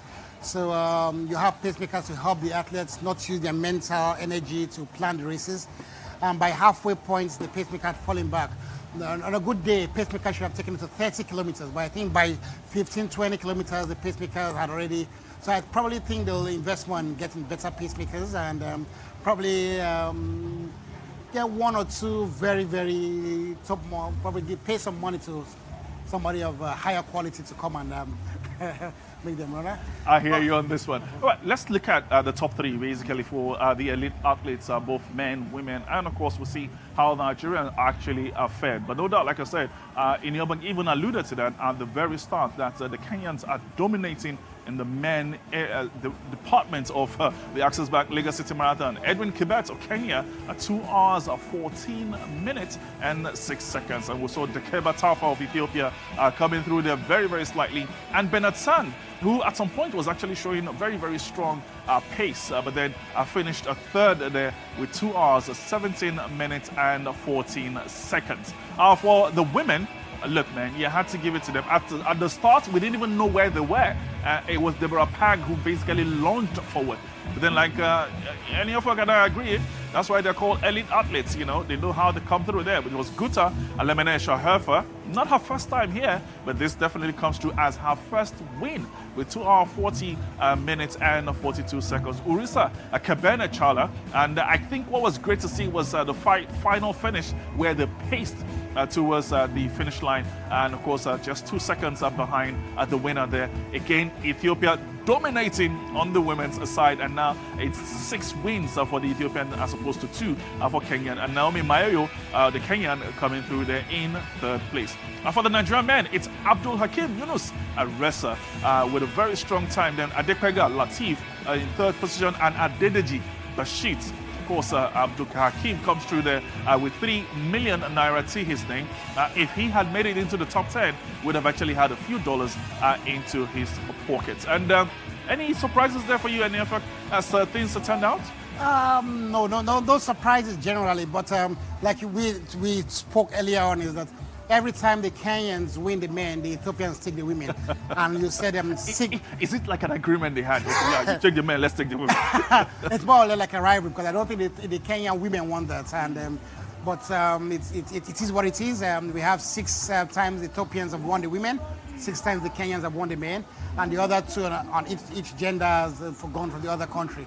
So there's a rivalry building up, and unfortunately, or quite excitedly, we thought that the Nigerian would get into the mix. She looks so promising, and she's someone that we should really encourage, because she really did very, very well. And we had alluded to the fact that these people keep on coming, they keep on running. All the winners and the women, the top 3 have been here before. They have won different medals, so they have the experience, and we must do. Otoye spoke about the average age of a marathoner, about 40 years old, 42 years old. So it gives a little hope that some of these people can keep running, and also may give a little hope that someone like you too can still go back into running marathon. When you say you're talking the athletes, right? Because somebody needs to be here to talk about how they're doing out there. But you know what the organizers are saying? Come next year, there's a whole innovations coming through, and the fact that they're stating it and planning towards that, I think it's absolutely very laudable. Number one is actually making the 10-kilometer race a gold label, bringing gold label athletes to bring it and make it more competitive, and also registration now with a fee. And then that means the race has actually gotten to a different level where people will be like, you know what, I don't mind paying to be part of this. Yeah, I think that they tried to introduce it a while ago. Nigeria basically was the only gold label race that's free of charge. And for more control, to make sure that we keep up the quality, we probably have to streamline down a little bit to make sure that people pay to come in. The 10 kilometers, like you say, elite will start coming. I think they'll start from the bronze medal. Now it's a free-for-all race. But when we have a race that has double labels, I think that's better for Access Bank's Lagos City Marathon as a whole. All right, and I think that goes a long way. And of course, it being a registered race also, and people paying for it, I think it says a whole lot, because now that it's a qualifying race for the Olympics, I mean, this now becomes a race where the top athletes want to be a part of it, as opposed to, paying appearance fees to have them here. Yeah, exactly. You will still pay appearance fee at the end of the day, but it should be a race that people want to come. So when it's a gold label, it's an Olympic qualifier, a World Championship qualifier. You also have ranking points. I mean, people should be rushing in to come here. So it's getting to a stage now that we will see a lot of top athletes coming, a lot of top athletes picking up the calls and calling, look, when is the race? I'm coming in for the race. Log me in for the race. Because let's face it, it's among the top 20 races in the world with the highest prize money. Yeah. You don't get it now. We all know how the world economy is. So getting $50,000 and getting a total of almost $500,000 in total prize money, it's really a very lucrative race. lucrative is what it is. Lucrative, like you stated, is what it is. But most importantly, it is actually a really tough race, and a full marathon, one of the key feature to look out for on the African continent. And I think it's absolutely very amazing. But let's look at the prize money one more time. We did notice that they return to the original prize money pre-COVID, because when there was COVID, it was reduced to $30,000. But then again, it just states the level of commitment the organizers and the sponsors have towards the race, that they decided, rather than cancel it, we're going to have a race, reduce our prize money. But now the prize money has gone back to the original state that it is. And I have to agree with you, man. The top 10 right here, any Nigeria comes into this, they earn both from the Naira and on the dollar aspect. And the fact that it comes through here, I see this even increasing over time. Yes, it's double compensation for any Nigerian, and that's the kind of encouragement we want to give to them. Looking at this prize money might not be very good look for Adetutu, because she might be looking at it, wow, what if I had, and well, if from boss we're kind enough, we'll have a great party. But I think it will be encouraging to her. If she wins I think the prize money for the Nigerian is 3 million. Yes. And if she has about $2,000 or $4,000 in addition to that, she's come here with promises, and she's left a millionaire. I was actually calculating for Deborah Palmer and Adetutu, $50,000. I was calculating, I'm sorry. Maybe some of us actually jinxed it for them, but the truth is, I thought that was actually very beautiful to see them just getting through. But I'm sure it's a whole lot of experience, exposure coming into the 2024 edition. But looking at the women for the Nigerian prize money that comes through, it's also great to see that this prize money is at par. Both men and women are earning the same thing. Yeah, equal prize money, and this is the kind of events I said that they really deserve equal prize money, because the marathon they're running the same distance. I may have questions of equal prize money in events like tennis, because I feel that men may play 5 sets, the women play 3 sets. But in the marathon and football, we feel that equal prize money is a gender neutral thing, and I think that's impressive from the organizers. I hear you on that one clearly. All right, let me just pick your brains, and I'm sure the organizers will, when they finally get their mind away from how all of this has to be right, they need to sit down and say, okay, what are we looking forward to for 2024? If I were to pick your brain, what would you think should be something to look forward to for 2024? Well, there are 2 main things I will look forward in 2020, and that has to do with the performance. Is that the first things first is that I will make sure that we have more elite athletes. Maybe get 2 top, even platinum-based athletes to come and run here, give them the money to come so that we can push the timing. And the second thing is to prepare 2 or 3 Nigerian athletes we encourage here. Probably send them to, sponsor them to other marathons, maybe 1 or 2 marathons later this year, so that they can have that experience and have that exposure, so that when they come in here, they have the confidence that they are better or they're equal to the Kenyans, and they can do that. So those are the 2 things I'll say, so that by next year we come and we have 1, a new course record, and 2, we have a Nigerian medalist. Then we'll say that it's been worthwhile, the investments. Seeing how fast they basically attained the gold label in 8 seasons, any possibility here that might push the letter here and say, you know what, in the next 10 edition, before we get to the 10th or by the 10th edition, we're platinum?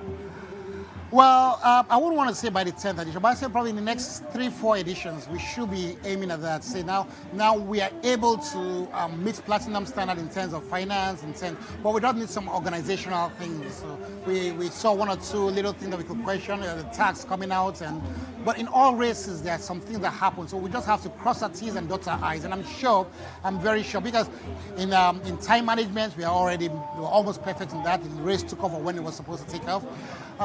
In organizational structure, in crowd control, a lot of things that are off the cameras, that are things that lead to being labeled. But I think we may have 1 or 2 things to put in place, but it's not beyond us. Always quality thoughts are coming from Eniafiong Udobong, and I think it's been a great run with her for the Access Bank Lagos City Marathon edition 2023, and the 8th installment as it is. We're looking forward to the 9th one, and it becoming an even better one, and of course, gunning after David Bamasai's course record that he set in 2020, and hopefully a good run out for Nigerian athletes also. I want to say a massive shout out to you for hanging out with us since 6:45 a.m. And as we look forward to a correct continued expression of great athleticism here. I want to say have yourself an amazing weekend and, of course, a quality 2023. From every one of us here, now let's get us to We Don't Work. Huh?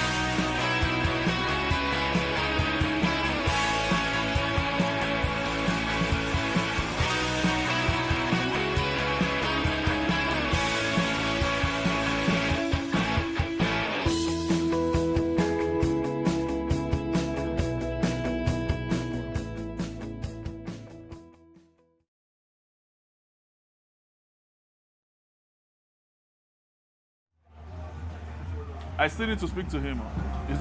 Can you hear me? We need a camera to take the